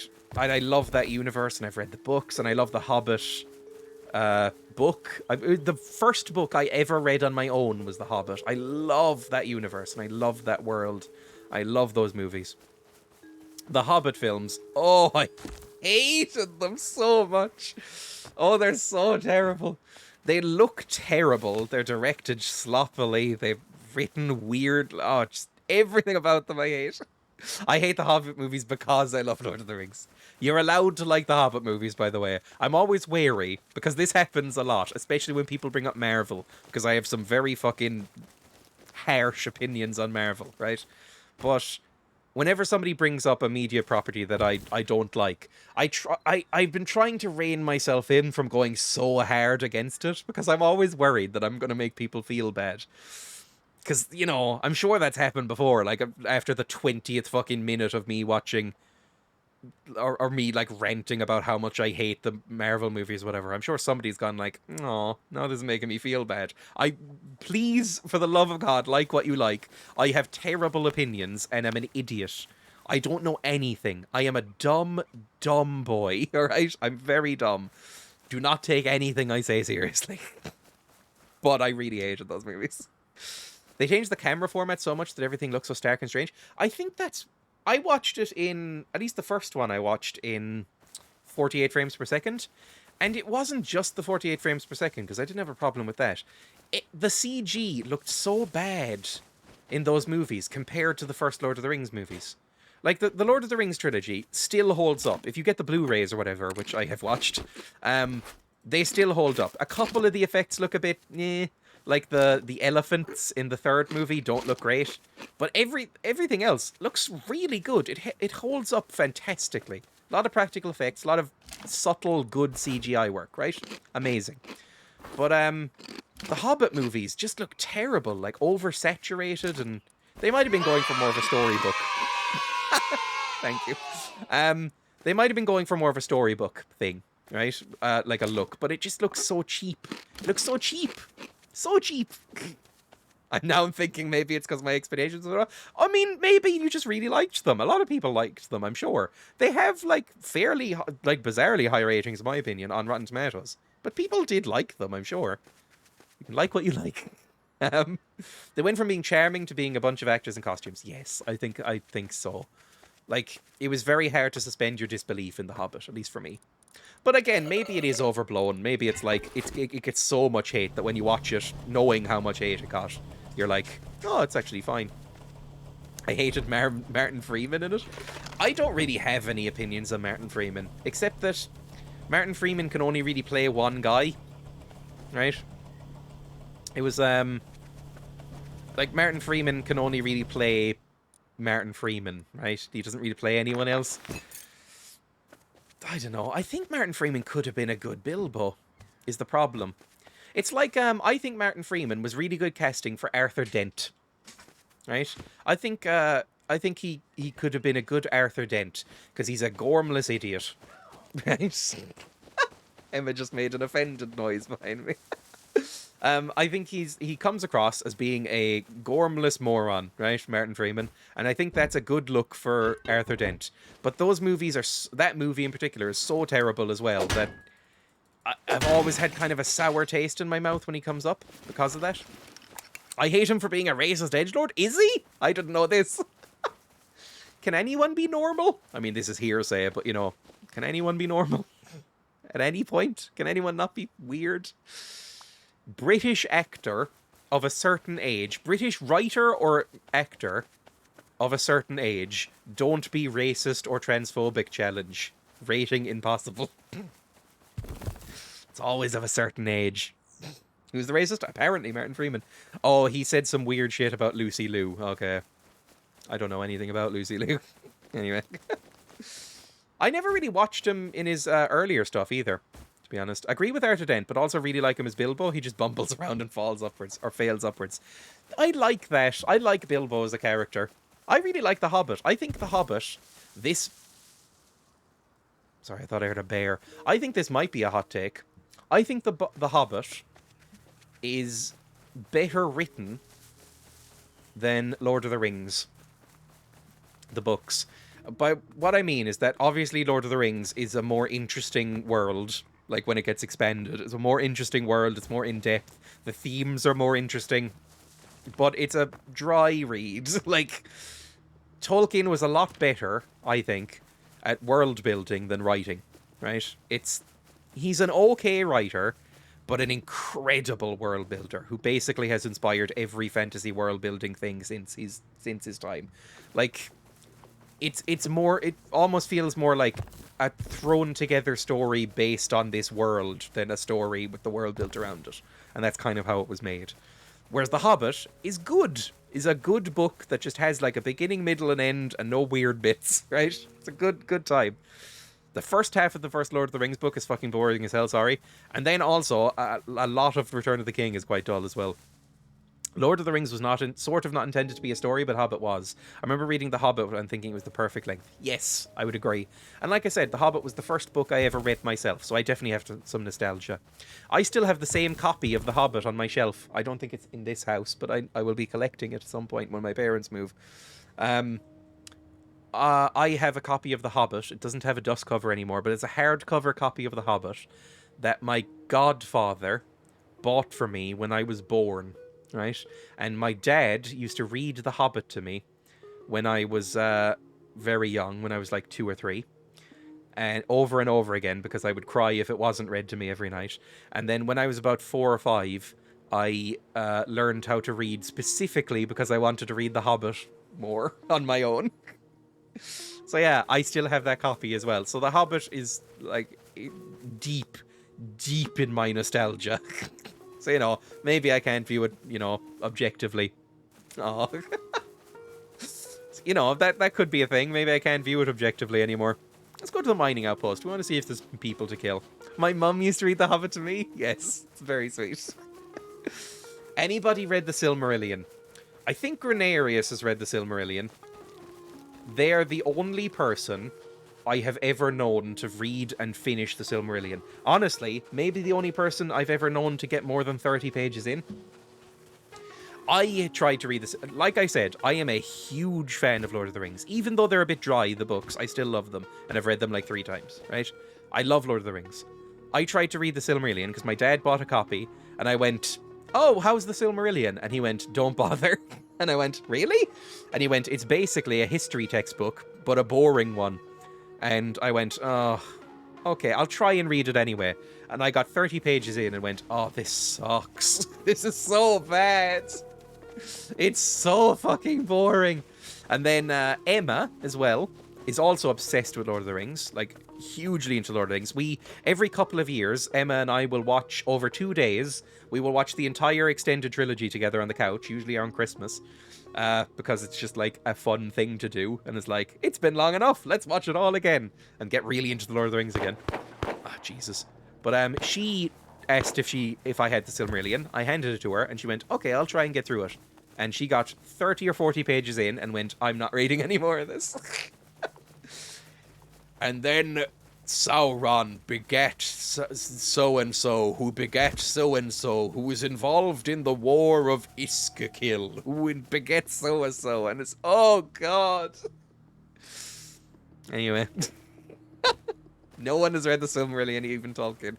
I had a friend who was obsessed with the Silmarillion. A guy once borrowed it from them and didn't give it back. It was a huge drama till they got it back. Can someone who has read both The Hobbit and The Lord of the Rings, I can't, I'm just dyslexic, explain why they didn't just use the big-ass eagles? This is a thing. Yes, this is the thing. Everybody always brings up this like it's a plot point, like it's a plot hole. Why didn't they get the eagles to fly them into Mordor? Did you see the fucking dragons and the big flaming eye and the volcano? Like, the eagles would have been beaten the shit out of. I'm depending on if they had like an army, but like, there's a lot of fucking fell beasts and dragons in Sauron's army and big ballistae and stuff like that could bring down the eagles. The reason they come in at the end is because Sauron's been defeated and at least distracted by Aragorn at the Black Gate. It's like, it's honestly slightly confusing to me why people bring it up as a plot hole, because it's so not a plot hole. I think as they show up at the end, the assumption is that they're OP, but they're basically just the last of the eagles and they're already done. Yeah, that's another theme of the story, is that, you know, the whole age of man thing. Also, they're not slaves. They're very proud and private. Yeah, also, there's only like 10 of them left. I forgot about that. But like, and you know, they'd get fucking minced by the fell beasts. But also, there is a big theme in those books and in Tolkien's work in general that sort of the age of magic is fading. The age of elves is passing. They're all going to go to the Undying Lands. They're all going to go to the... You know, they're all going to pass away. I mean, that's how the book ends. Spoilers. Frodo basically succumbs to his depression and offs himself symbolically by going to the Undying Lands. You know, it's a depressing series of books, right? And it's all about, like, the rise of mankind against the sort of fading of all these mystical, magical creatures. So, you know, it's like the Lord of the Rings, the Third Age, is like the last hurrah of all of that kind of thing. It's kind of sad. Anyway, thank you for all this lore. I did go through a period of being obsessed with Lord of the Rings. I'm gonna get irradiated here. Let's leave. Every few years I go through a period of being obsessed with Lord of the Rings. And I'm getting a text. Is this important? If it's not, I'll go for longer. It's not that important, but I do need to finish soon. I'm still obsessed with Lord of the Rings and a Song of Ice and Fire. Now I'm all teary again. When Frodo gives that speech at the end and he just goes off and goes like... When he gives the book to Sam... Oh! When he gives the book to Sam... It's like, it's your story now. Mine is finished. Oh. Oh. Oh. Anyway. Oh, Sam. Oh, Sam.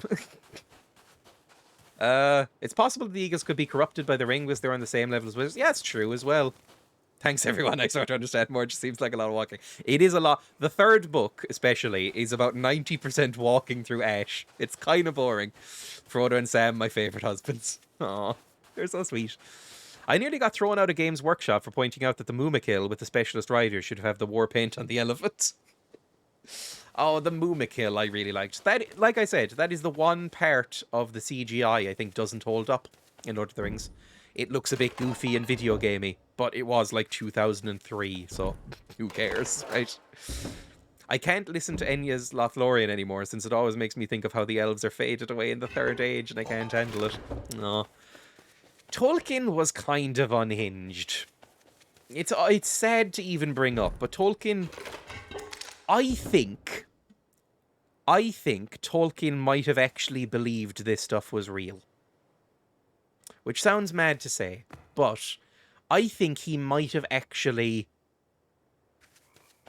like, believed it. Because if you read his letters to his publishers, he writes it as if it's in a book he's found in the woods. And, like, that the hobbits are still around, you just can't see them. And he had, like, a lot of fucked up PTSD issues from World War I. Like, I think he might have actually believed it was real. You know, it's a way of coping, I guess, but I think he may have. Let me just mulch all this stuff and head back. Because I do need to end soon, actually. I'll be live again tomorrow, though, so don't worry. If anybody's gagging for Dreya content, ugh. I regret saying that sentence. I'm so sorry, everyone. I can't even remember exactly what Enya's Lothlorien is. I like Enya too. I like May It Be. That's from the credits of the third one, isn't it? May it be. I like that song. I find it interesting how people read the burning of Westfold as an allegory for environmental destruction of World War II or World War One. I think there's a lot of that in his stuff. He was a big proponent of. I mean, he was basically anti-industrial revolution for a while, wasn't he? Tolkien, like, that's basically the allegory for Isengard, is like the industrial revolution. Like, he was a friend of the trees, you know. He used to be a friend of the trees and the flowers. Now he is all about industry. That's my Treebeard impression, apparently. Baroom. I know he gets annoyed about it not being an allegory. I know, I don't get that at all. He had an argument with C.S. Lewis. I almost said J.K. Rowling. Jesus Christ. He had an argument with C.S. Lewis, J.R.R. Tolkien, about how C.S. Lewis should avoid using allegories in his work. And then you read Lord of the Rings and go, Tolkien, you're not exactly fooling anyone. Like, come on now. You know we can read, right? This is so World War One. I know he gets annoyed about it not being an allegory, but it kind of is a big story about Europe, which is itself a racist medieval kind of creation. Yes. There's a counter book where the orcs are trying to start the industrial era and the elves are suppressing it. I think it was written by someone else in the USSR. Back in the USSR. I don't think it would have been possible for a man with his experience and knowledge, including biases, to create something that was separate from those. Yes. Like, he was not really pro-industrial revolution. He was not really pro... Basically, I think he wanted everything to be woodland and the Shire, basically. And anything else was wrong and evil. Which I get. Although the fucking...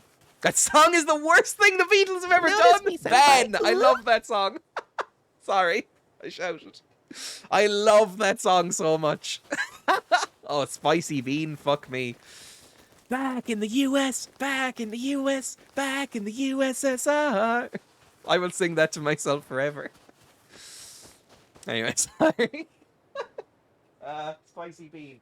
I have water, at least. I don't think I have any more milk. Back in the USSR by the Beatles. Very good. I like the Beatles in general, to be honest. Oh, lol, trash. The idea that English people are peaceful and fun-loving in a utopia gives me particularly bad psychic damage. That's what I was about to say. The Shire would be a fucked up place to live. The Shire, I'll say this without any hint of irony, every single person who lives in the Shire would have voted for Brexit. Every single one.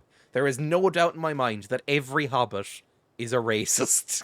Like, and, you know, wants to be like a little Shire-er, you know, that no immigrants into the Shire.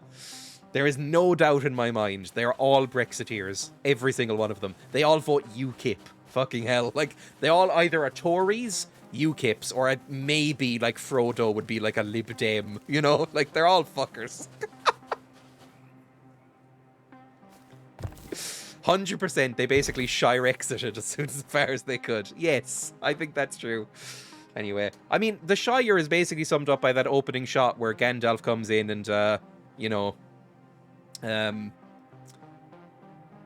sets off fireworks for the children and does the little smile. And then those guys go at him as he passes. That's the Shire. I'm spinning, by the way. It is Habanero. Oh.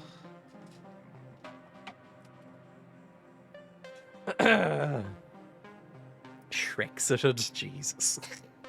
They're all Mark Francois voters. The Elfland thing would suck those people. The Elfland thing would suck. Those people didn't eat meat. I don't eat meat. And I eat horribly, let's be honest. Duna Dexit. We don't need these raggedy rangers. We can keep our own demons out. Honestly, a lot of them would be like that, I think. I always liked Gondor, but, you know, Gondor's a bit fucked up. I always liked the Rohirrim in Rohan. I just like Lord of the Rings in general. I always say, though, if I could go to if I was transported into Lord of the Rings, because I've been asked this a confusing amount of times in my life, if I could live in any region of Lord of the Rings, like with any race, or species, whatever you want to put it.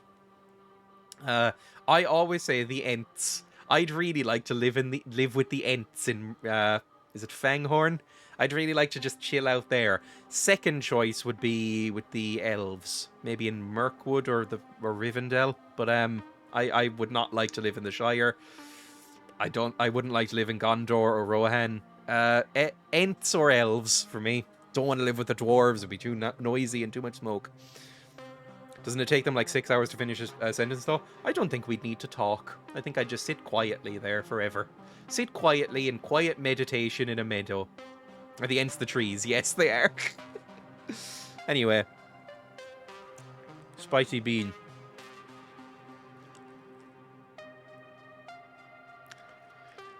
Oh, fuck. Oh.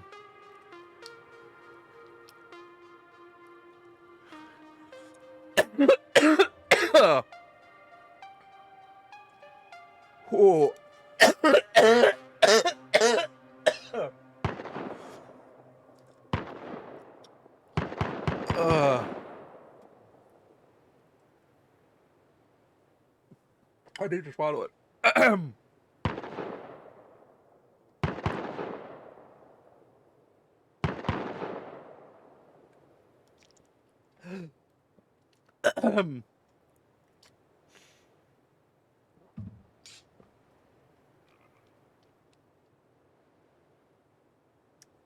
Oh, fuck me. Hang on, I'm going to leave water in my mouth for about 20 seconds. Bear with me.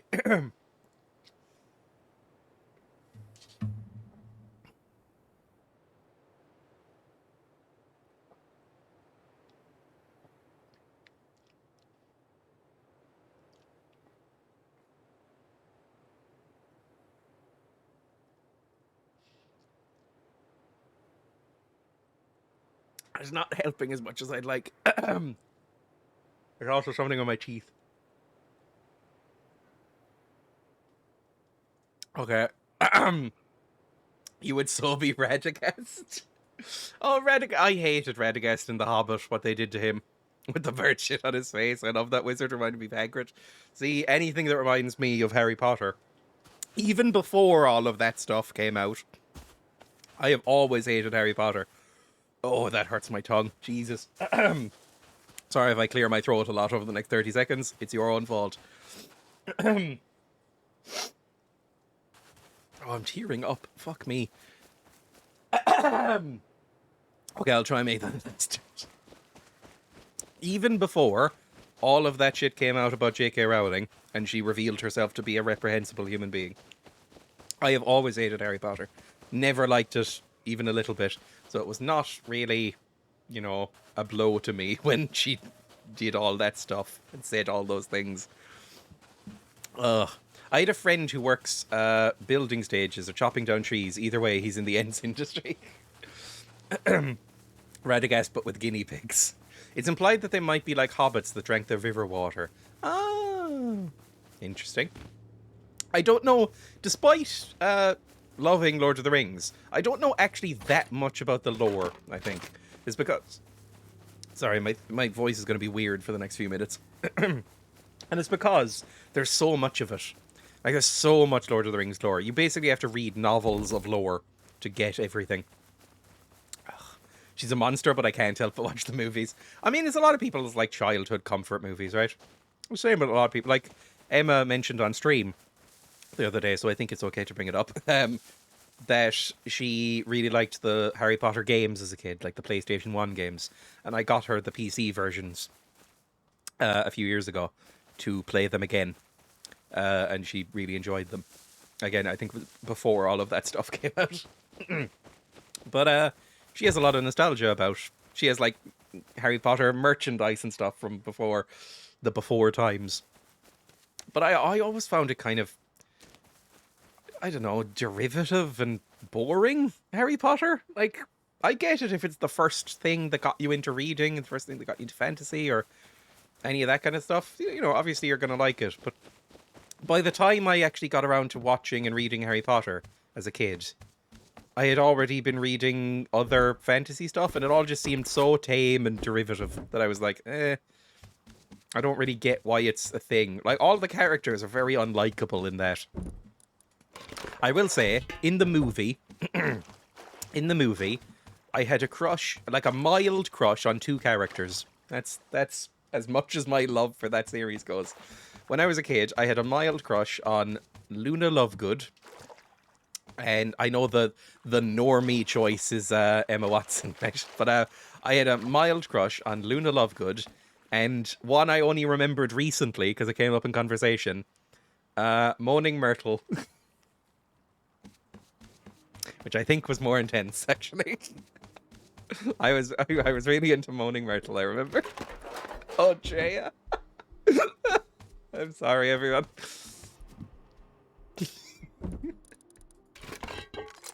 Dobby. Oh, Dobby can fuck off. Dobby's horrible. Not Madame Hooch. I don't even remember who that is. 1 second. That's Only Lovers Left Alive again. Madame Hooch. Oh! Yeah, okay. I get that as well. I forgot she was a character. Fair enough. Yep, there we go. The actress who plays Myrtle also plays Babu Frick. I like her whenever she shows up in things. She's a character actor. Did you know, this might, not everybody will know this, I'm sure. If you're not into Harry Potter, you have no reason to know this, I think. The woman who plays Moaning Myrtle, did you know that when she played Moaning Myrtle, she was like 35? But she does not look it. Because I watched her in a movie recently, and I was like, is she that old? Like, because she still looks good. Yes. I never understood Moaning Myrtle in the movies, because they had like a grown woman. Yes, they had a grown woman playing someone who died as a teen, perving on other teens who were played by actual teens. It was weird. She did to me. She gets hired for the voice, yeah. I'll be honest. I'm kind of into the voice as well. Sometimes, not always, but squeaky voices are very nice. Like, think Harley Quinn. Harley Quinn, you know, squeaky voice with like a regional accent.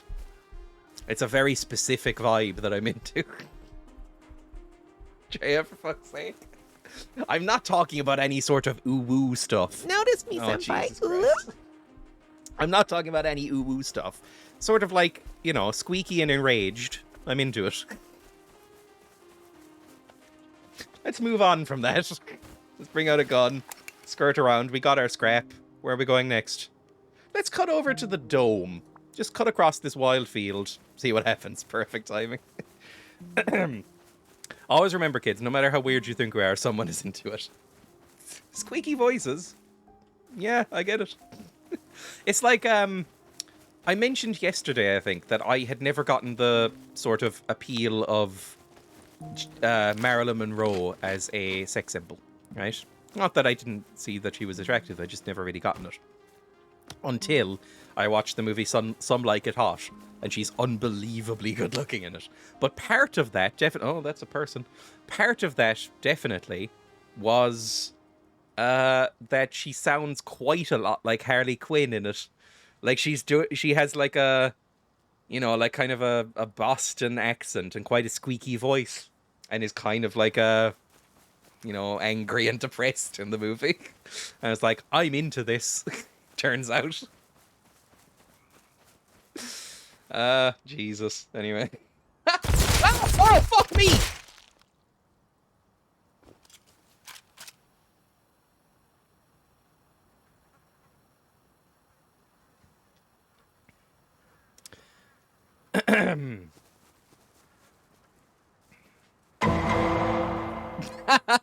Thank you for the 5 bits. Owie. Did you hear this? What? Travis Clinic in England, it's being shut down. Oh no. Permanently. Oh no. Yeah. Well, that's grim. Yeah, that's pretty grim. I'll be finished in a couple of minutes. That's awful. Mm-hmm. Where are they going to go now? No idea. Oh no. I'll see you soon. Love you. Oh dear. News. I'm getting news updates. I did have a lot of crushes on Harry Potter. Just, there were so many movies, so it changed all the time. Oh yes, that's true. Bellatrix Lestrange, isn't that her name? Bellatrix Lestrange, I think. Which is a very dumb name.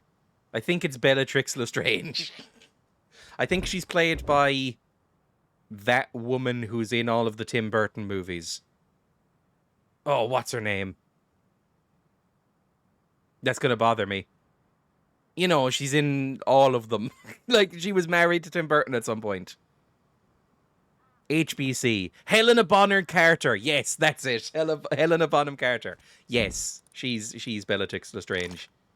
I remember thinking she was cool. I don't know. I don't know if I ever actually watched, as a kid, the last few movies, though. I think I only watched the first 4 when I was a kid. And I don't know if she's in the first 4. She might be, but I don't really remember them, to be honest. But I didn't watch many of them after that, because until later when Emma made me watch them. But I just wasn't into them. I didn't think they were good movies. Surprised there's not a character in Harry Potter called Evil Dabaddy. I mean, Bellatrix Lestrange is basically that, right? The name Malfoy basically means that in French. Oh, it does, doesn't it? God, she's not good at she's not good at writing, is she? Like, I always said this. This isn't just because, you know, she's an awful person. She's not a good writer. Like, she's very bad at writing things. Considering that she is paid as a professional writer, you'd think she'd be good at it. But she really isn't. Like, if you read those books, they're bad. And she was never anything more than extremely mediocre, I would agree. And also, when she tried to write her own books under a different name, I think she must have been bitter, right? Where she wrote books under the name Robert Galbraith for a while, which has its own weird, fucked up story behind it. Jesus. But anyway, she wrote books under the name Robert Galbraith. They're like mystery novels, stuff like that. And she didn't get any traction of it, and then sort of leaked the fact that she had written them, and then they got famous. So, you know, she's not a very good writer on her own merits. It's just the kids didn't know any better, I think, and then grew up with her, and then it got entrenched into their tiny, malleable brains that she was, like, a good writer because they liked her as a kid, and then nobody really questioned it for a long time. Anyway, my mum read them and liked them? No! I mean, I don't have a leg to stand on there. My mum, I hope my mum doesn't see this at any point, because she has told me, and I'm very unhappy about it, that she does apparently watch clips and stuff sometimes. But, oh fuck, don't kill me. My mum read the Twilight books and liked them a lot.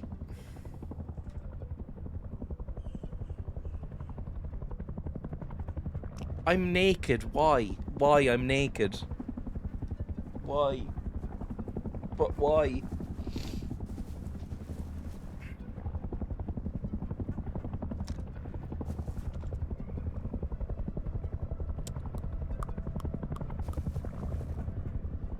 Right, let's try and do better than 3 minutes 39 seconds this time. Callum lives in a big stone castle around there. Oh god, very easy to raid. If I can fucking get some materials together. I've lost everything again. No, just give me this gun, the shit gun. Just because I'm sick of losing things. 40 seconds, maybe even 42. Anyway, Jesus Christ. I felt that Sean had a very good analysis of it. I think I mentioned this on stream ages ago. I follow Sean on Twitter, right? Sean, if you don't know, is a YouTuber, video essayist, just sort of leftist person who just kind of does stuff into the ether. But I'd never seen a video of theirs, but I follow them on Twitter and have for like 2 years. I don't know why. I just like their tweets. I should eventually. I find it very difficult to watch video essays, and I assume that's what they do. You know, like, there's a lot of video essayists I follow on Twitter. Like, I follow Abigail Thorne, PhilosophyTube, and I follow Sean, and a few others, right? But I almost never watch video essays, because I find them, I don't know, slightly irritating, to be honest. And I'm not saying that theirs are, because I've never watched them, but it takes a very, very interesting subject and host in order to get me to watch a video essay. Yes, H-Bomber Guy is another one I follow on Twitter and do not follow on YouTube, I think. I probably should. Nearly all my friends have nostalgia for Twilight, and I just don't because I snubbed them as a teen. My mum was really into it. My mum was really into Twilight. And I think I never saw it, but my brother, I think, my younger brother got dragged to watching the first Twilight movie, because I think she was slightly embarrassed that she liked these books, but wanted to see the movie anyway. So she dragged my brother along so she could have the pretense of like bringing a child to it. And he was, as far as I remember, miserable about the idea. Am I going the right direction now? Ah, fuck me. It scared the shit out of me. No, I've gone in the wrong direction. It's up here somewhere. BBC.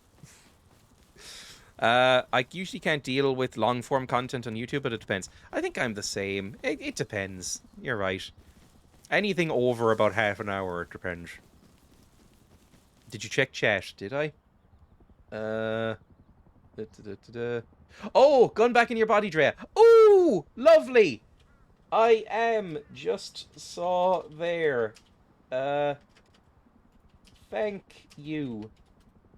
Amazing stuff. Good. Thank you, Hayes. I do not check chat enough.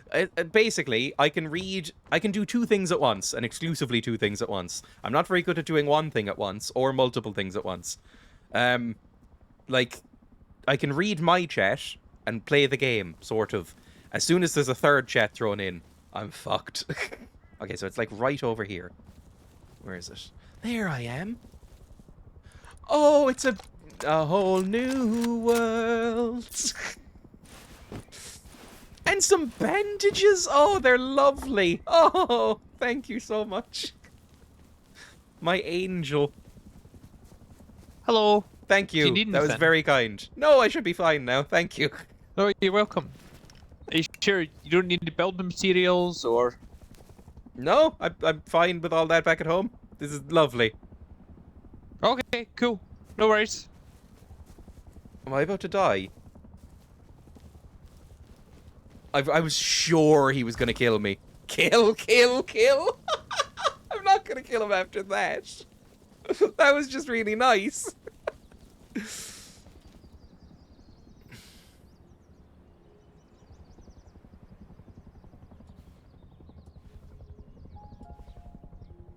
No, I can't. I can't do it. Where am I going? I'm going down this way. I'm going back to my other body, right? My other body.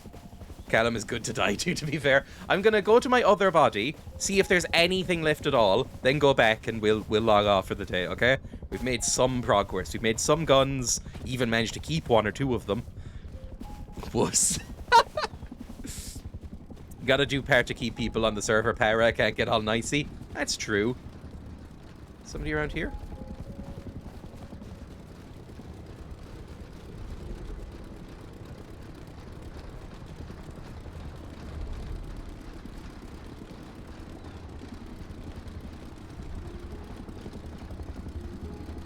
That's somebody. Or is that just them again? Is that Callum? Maybe.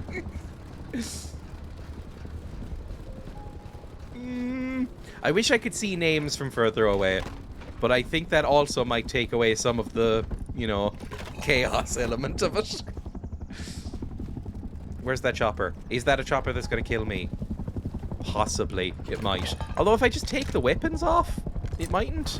I'm not 100% sure how Rust works still. Like, I've played nearly 200 hours of Rust. I checked this morning. Nearly 200 hours of this game. Ah! No! They don't! No! I can't do this! No! They fire rockets! I forgot!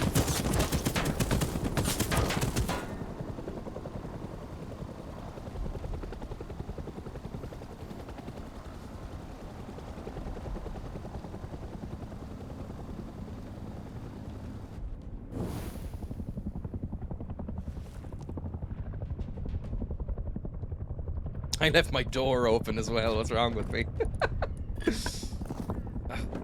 Fucking... Ah, boo, someone's destroyed the pub I was building. It had a daisy and everything? Oh, that's not on then. Never mind, hadn't gotten very far. Keep chin up. That's how you play Rust. If you let yourself get depressed at Rust, it's over, right? Because you're never getting back. Oh, Fucking hell. Okay, I mean, once I do a successful death run, I'm logging out. So this could be another 6 hours, maybe? Yeah. Use grass serrants in the rumor to tap. Oh yeah, that's a good idea. Don't mind at all, to be honest. I'm in the same way with Rust. I think it's a good way to be, unless it's like actually genuinely malicious, and then in which case do grass them, right? But like I tend to be the same way in Rust, where there is usually, when I die, no matter who does it, whether it's an NPC, a chopper, environmental damage, another player, when I die, there is usually a second, maybe 2 seconds of genuine, like, monumental grief where I'm devastated. But then I sort of force it to pass and it's fine again. And I laugh and it's all good. So I never end up leaving Rust unhappy, which I think, I think it depends. Like, a lot of people are not suited for Rust, maybe. If you take things maybe too seriously, you shouldn't play Rust. Like, I think I know certain people in real life who shouldn't play Rust because they might get too invested in things. I treat Rust, I think, a bit like Zen sand artwork, right? Which is, if you don't know what that is, it is where you, as a form of meditation, you draw patterns and intricate symbols and things in sand with a rake or a stick, right? And you create these intricate portraits or landscapes or anything you want, right? You draw on the sand, and then at the end you just sort of tip it over and destroy it intentionally. And the reason you do that is to remind you to not care about the superficial things or the temporary things. Just sort of, you know, go through life not forming too, you know, not getting attached to things that don't necessarily matter, right? And that's kind of how I see Rust. The most pretentious thing I've ever said in my life, but there you go. But the piss is boiling as you do it. Or like another way of doing it is doing it on the shoreline and just going, like, watching the tide come in and destroy what you've made. Like a sand castle, you know. It's all just pixels. Exactly, it's pixels on a screen. Oh my god, fuck me. When it comes down to it, video games are digital toys. Right? God, sorry. I very rarely hear the word, it's like boiling piss in my life, and it just tickled me. But, video games are essentially digital toys. And so when you think of them as that, it becomes more difficult to take them seriously and get upset about them, I think. When you, in your head, if you go, oh, I died in this game and it's made me mad. If you say, I died in this digital toy and it made me mad, then you just feel like an idiot. Time to grub. I don't even know what grub means, but I'm going to run towards it like a little imp. Here we go. It's along the way anyway. Let's see what's up there. We're probably going to die. Hang on. Let's bring out a gun at least. Just take this stuff for later, if it's useful. It's great, isn't it? I do love Rust. I've mentioned this before. I wasn't expecting to like Rust. I really wasn't. I only bought Rust when I got invited into this server. I was not really expecting to be into it. Oh, there we go. Authorize? Yeah, sure, I'll authorize. Don't know what this is. I thought this was like a little staircase up, but... Oh, it is! It is a little staircase up! It's the people, not the game, yes. I was terrified. I've mentioned this before, and it's not going to get any heavier or darker than the usual stream. But I have very, very, very, very, very crippling anxiety, right? Like, very, very crippling anxiety. I am terrified of people. Even in a video game, I am terrified of people. Like, I find it very, very, very scary and difficult to speak to anyone in real life or over chat.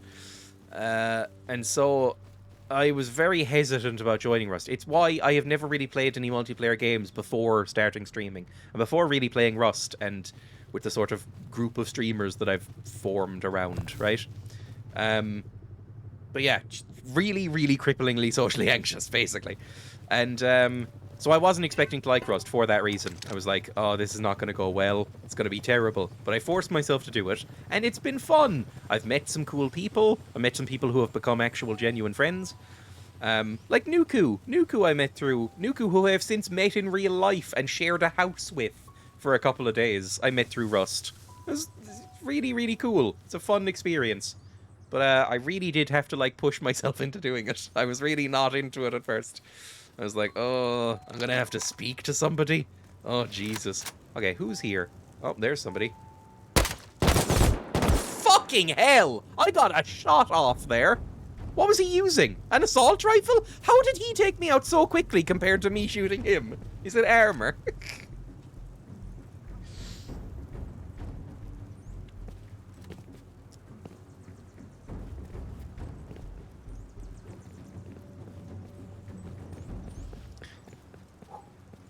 Okay, the rage has passed. See? You accept the rage into your head. You let it infect you, and then you push it out again. I've got to go for a nap. I mean a meeting. Catch you soon. FP does a really good job adding in new things to the game too, yes. Effort is a good player. He knows the recoil pattern for the assault rifle. Oh, fuck off, really? I'm never going to do that. Guns' updated recoil patterns aren't a big thing anymore now? Ooh. So, you know. Oh, Jesus. Dre, you gotta come at wearing more than the base t-shirt if you're gonna shoot me at an AK. Look, I'm doing my best. It's just not very good. There we go. Oh, no. Ever died typing that? Yes! Perfect. I mean, I guess I'll go at one more, try and reclaim that gun that I just lost. I need to fucking build more ammo now. Build me some more ammunition. Just fucking go for it. Build me something at all. We'll go out, try one more time to get our stuff back, and then we'll log out, right? 6-hour stream after all. Because I have other things to do today. Did it not build? What? I thought I pressed craft. Craft. Oh, it requires workbench level 3, you idiot. Now craft. There we go. Just some nice little bullets. Some little bullet boys. 90, let's be honest, that's optimistic. That we will be able to fire off 90 bullets. Let's just put that in there. And off we go! Woo! Oh, fucking kill me. Basically, all guns are spray and pull down. I don't know how the guns work in this. I feel like I should do it for the networking, exactly, but can't really bring myself to. I am bad at networking. In my real-life job, I'm really bad. Please place some bags down when you run around. I'll try and find some stuff then. I'll try and find some herbs, or whatever they're called. Hemps. That's what they're called, right? But, I'm really bad at networking in any sort of life. Again, because I have crippling anxiety that I am on medication for, right? I have a fear of people, and so networking is hard when that's true. So, you know, I don't do it enough. I don't self-promote enough. Like, I have, like, some coffee goal, like, donation goals running right now. I haven't mentioned that this stream, I think. I have, like, a Throne gift account. I don't know if I've mentioned that this stream. I have, like, Twitter and YouTube. I haven't mentioned those that stream. I should do more of that sort of thing. I'm an affiliate, which means you can use your Prime on me if you want to subscribe or throw bits or anything like that. I never do any of that stuff. Sometimes I'll stream for like 6 hours and realize that I've not mentioned any of that stuff once. I'm just really bad at it, basically. I'm really bad at self-promotion and networking.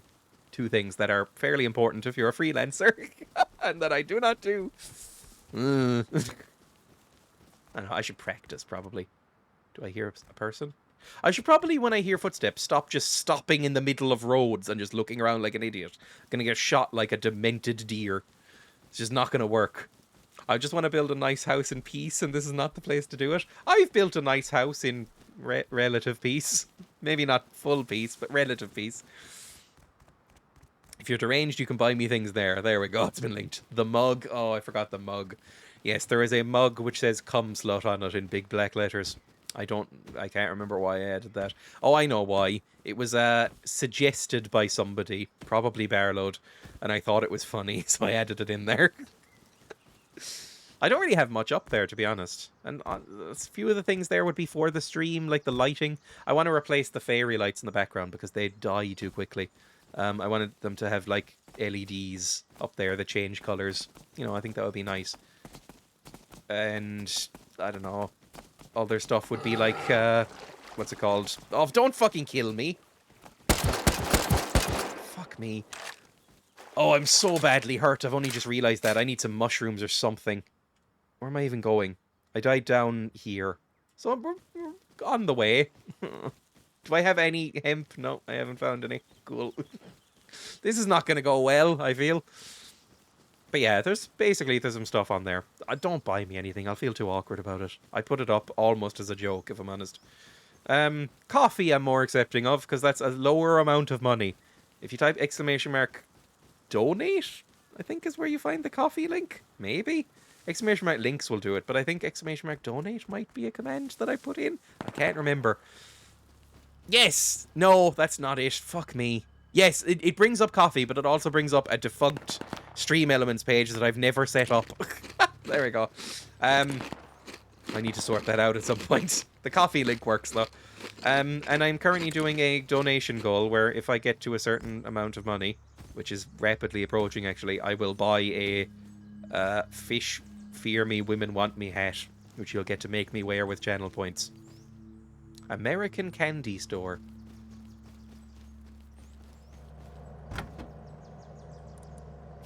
What the fuck? Why is it so much? Oh, 10 scrap per spin.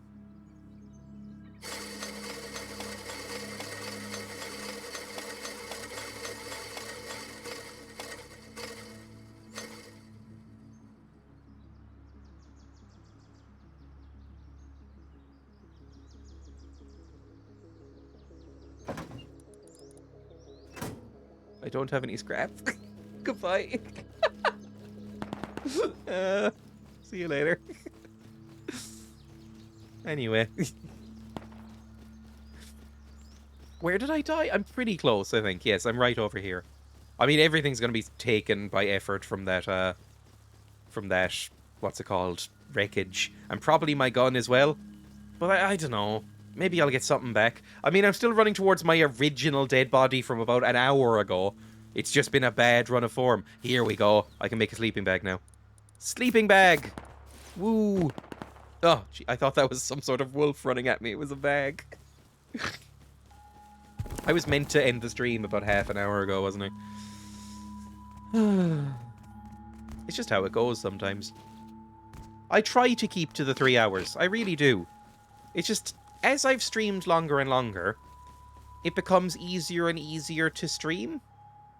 It's, you know, almost a truism at this point, but like, the longer you stream, the easier streaming is. And so, when I first started streaming, I would stream for 2 hours at a time, on average, and that felt like an immense amount of time. Like, that felt like so long. Felt like the longest time. Oh, I hear a person.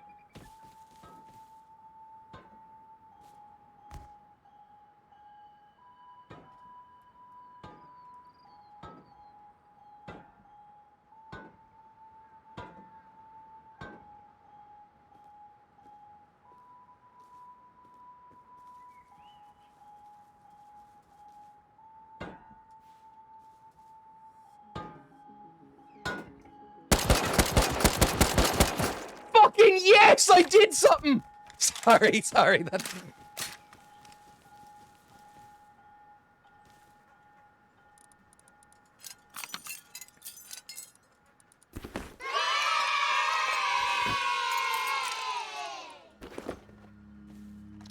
Run the fuck away. Run the fuck away right now. Run, because they're gonna be coming back. Run. Run. You need slapping down.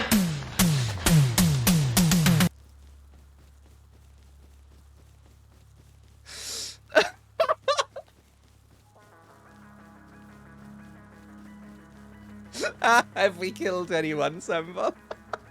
I think that's our first death of the game, our first kill of the game. today. The session, maybe. Oh, there's so many houses around. Oh, I'm fucking terrified. Who was it? It was Revy. Alright, let's continue on. Down to where we died like an hour ago. See if anything's left. It won't be. But if it is, you know, we'll see, basically. Give me some mushies. Put them here, maybe. No, put them here. Put this here. Throw this away, throw this away. Put this here. Put this here, put this here. There, fine, that'll do. Just don't spend too long. Come on. Watch out for people, basically. I'm terrified of people in this. Ah! No! I've come too far.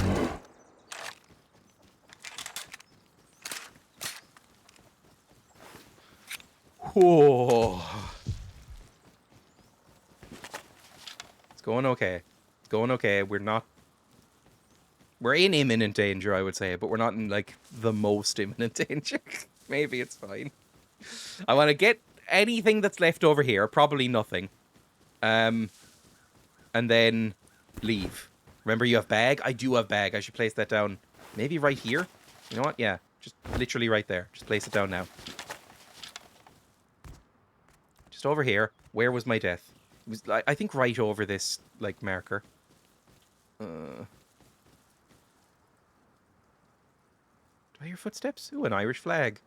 Maybe that's Nuku's base. Nuku is very into being Irish. It's not meant as an insult, but it almost sounded like it was. This looks like there'd be some turrets. Is it past this? Where the fuck did I die? That was probably somebody sniping me, wasn't it? They might still be here. I don't want to die again, ideally.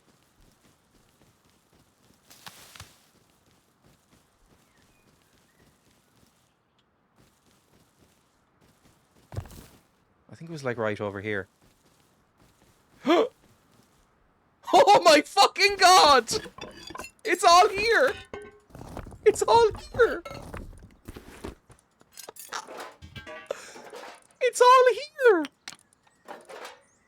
It's back! It's all here!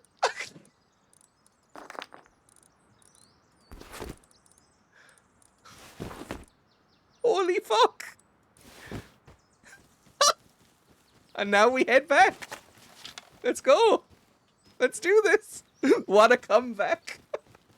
Now we head back home as fast as humanly fucking possible. Sort stuff away, and then I'll raid somebody to end the stream. Big gains. Genuinely big gains. We've got guns, we've got a crossbow, we got stuff. We got stuff. Our original, like, salvaged ice pick, I think. From ages ago, maybe.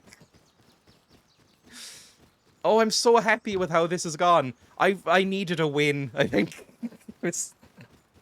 It had been very miserable all day. After nearly 4 hours, we got a win.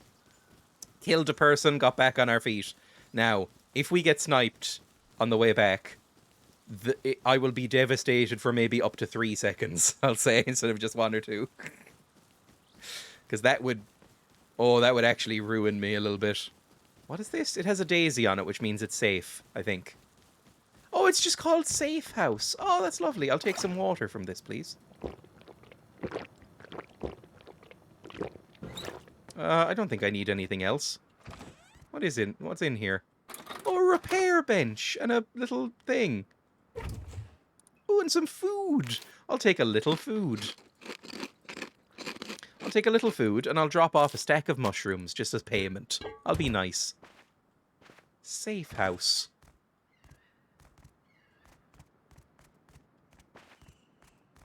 Is anybody in here?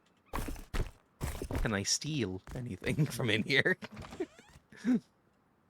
Now, I would probably shoot into a safe house.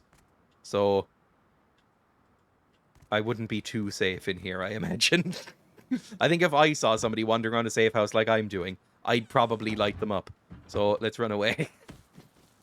Just, you know, get back on our feet a little bit. It'll all be fine. Put that here. Some more hemp fibers. I might make some more sleeping bags. I've only really just become aware of the fact that you're meant to be doing this. Like putting down lots of sleeping bags wherever you go. Very cute build. It is. It's cuter than anything I've ever built in this game. I've never quite gotten the hang of the roofs. Or roofs, if you're American.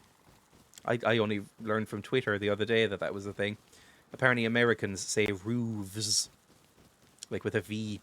Whereas I would say roofs. Safe house is better than a lot of Dreya's hovels. Yep, definitely true. 1 hemp equals 1 sleeping bag. Just spam them around. I will probably put one in the middle when I'm going back. Like around L7. I almost said LZ there. I used to put down a bag every time I saw a hemp plant, pretty much. I mean, there's another one. I can now make a few, I think. Get some wood as well. Oh, some stuff will be smelted by the time I get back. It's going to be lovely. Although I have, in the past, destroyed people's sleeping bags. Like, if I come across a random sleeping bag and I have time, sometimes I will just destroy it, just for fun. Just to slightly inconvenience another human being. In, like, not too bad a way, you know? Because sometimes that could be maybe too bad. Like, I don't want to ever... Like, I'll never spawn camp somebody in this game, for instance. Like, during the purge night for the last wipe, I was on for about 30 minutes, something like that. I have about, yeah, like 30 or 40 minutes. And I came on, and at one point I blew into somebody's house with some rockets and killed them. And then they spawned back in their house, and I could not bring myself to kill them again. I was like, I can't do it. 1 is enough, surely.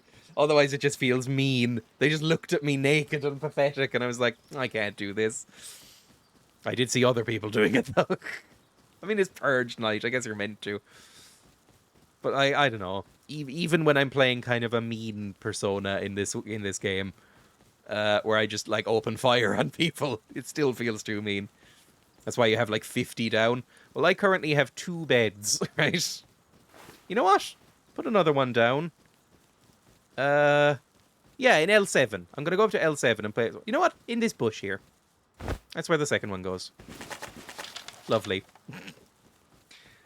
Oh yeah, I forgot I had that command up. Follow these friends of the stream. They're better than the usual Drek on this website. I'd probably need to add a couple of people on there. I'm reading through it. I think everybody is on there that should be on there. But there's probably people that should be on there that aren't, if that makes any sense. Basically, I have a list of streamers who I like and hang out in chats of sometimes. Or know personally. And those go on that list. I don't know, because I don't have a... I remember I looked into setting up like a stream team, right? But then I found out that's partners only. And there is, I would say, virtually 0 chance of me ever becoming partner. So I just did that instead. I was like, just a Nightbot command will do. And it probably does, to be honest. I never really know how much stream teams actually help. Like... I don't think I've ever seen a streamer, found out they were part of a stream team, and then gone to check out other members of that stream team, which is probably quite selfish and rude of me. But I don't think it's ever really happened. I think I just like the streamer, and then if they raid somebody and I like them, I'll like them too, and I'll follow them. But I never really go through, like, recommended lists on channels and stuff like that. I have some up. I have for some of the more marginalized. That's actually probably true. Like, I think another person on the Rust server is setting up one. Like an unofficial stream team that's meant to have that kind of idea to it. I can't remember what it's called, which is very annoying because I probably should shout it out. But generally not, yeah. Like, it's like when somebody has, like, recommended channels on their, you know, YouTube channel or something like that. I never click on those. Again, maybe I should. Maybe it's a good thing to do. Because, you know, if I like them, I might like the people they like. Did I pass by the supermarket? I kind of meant to mulch things, but I'll do it off screen, maybe. I don't know why I do that, why I call it mulching. But anyway. But yeah, I mean, that's true. Because this is a sentiment I've shared a lot on this channel. If you are... Like, I have a very different experience on Twitch than some people do. which is true of everything in life. It's a truism that doesn't even need to be said, right? But when it comes to Twitch, if you're not a cis, white, straight man, and you don't present as such, you have a much different experience on the website, right? And so it's good to have those sort of stream teams and communities around to promote those people in particular. But, you know, because I'm not, most of those things, I've never really had to think about it, basically, which is not an excuse, but, ugh. Anyway, I'm stretching now because I'm slightly tired. I'm going to end the stream probably here. We actually made some progress. I'm going to sort away some of these weapons because, Jesus, I do not want to lose any of them. That would be as devastating as anything has been in this game, I think. Let me actually unload this ammo, put it in here, put it in... I can keep that with me. Put this in here, put this in here. And everything. Let's put the, armor in here and some tools. I'll sort through this later, throw these away, that kind of thing. Noise stream, thank you. I really enjoyed it. I always enjoy Rust, and I always enjoy streaming. I'll be streaming again tomorrow. I'll be doing Gothic 2. I ran a poll today.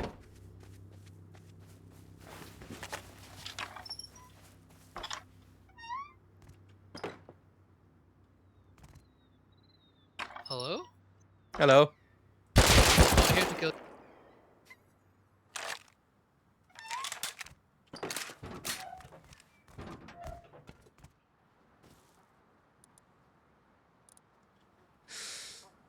Oh, they just had a revolver. Oh. I'm not even going to take anything. Not taking anything. Feel free to come retrieve. Just couldn't resist. There we go. Okay, now I'm the bad boy of Rust. Now I leave. Anyway, thank you everybody for watching. Oh, I never put a lock on this chest. Hang on, I keep saying I'm gonna leave and then not leaving. Let me put this in here. Then put the... Oh, honestly, anything I don't want taken off my body because I suspect some stuff might happen. Let me put these in here. Put these in here. Any random scrap that I don't want, put you in here. And honestly, that's fine. I need to go. Please let me go. Kill, kill, kill. Welcome, Effort. Shout out to Effort as well, who killed me. Has killed me a lot recently, I think, actually. I'm going to my own Twitch page. Who's live? Emmy is live still. Jesus, Emmy's still live. Emmy has been streaming for a long time, and Emmy is a dear friend of mine who everybody should be following here if they don't. Emmy's lovely. People not putting locks on their chests is how they die to me. So let me go /raid poison Emmy. She's lovely and wonderful and a friend. So go follow her and be lovely to her. I will be live tomorrow at 1 o'clock. Oh God, the hair dye does not look great, does it? Anyway, hopefully it'll be fine after another wash. Anyway, I'll be live tomorrow at 1 o'clock for some Gothic 2, if anybody's interested. It's never a huge ratings draw, let's be honest, but I like playing it, so I'm going to play it. I must be nearly finished, like 2/3 of the way finished, surely. Anyway, thank you. I'll play Rust more next week. Bye!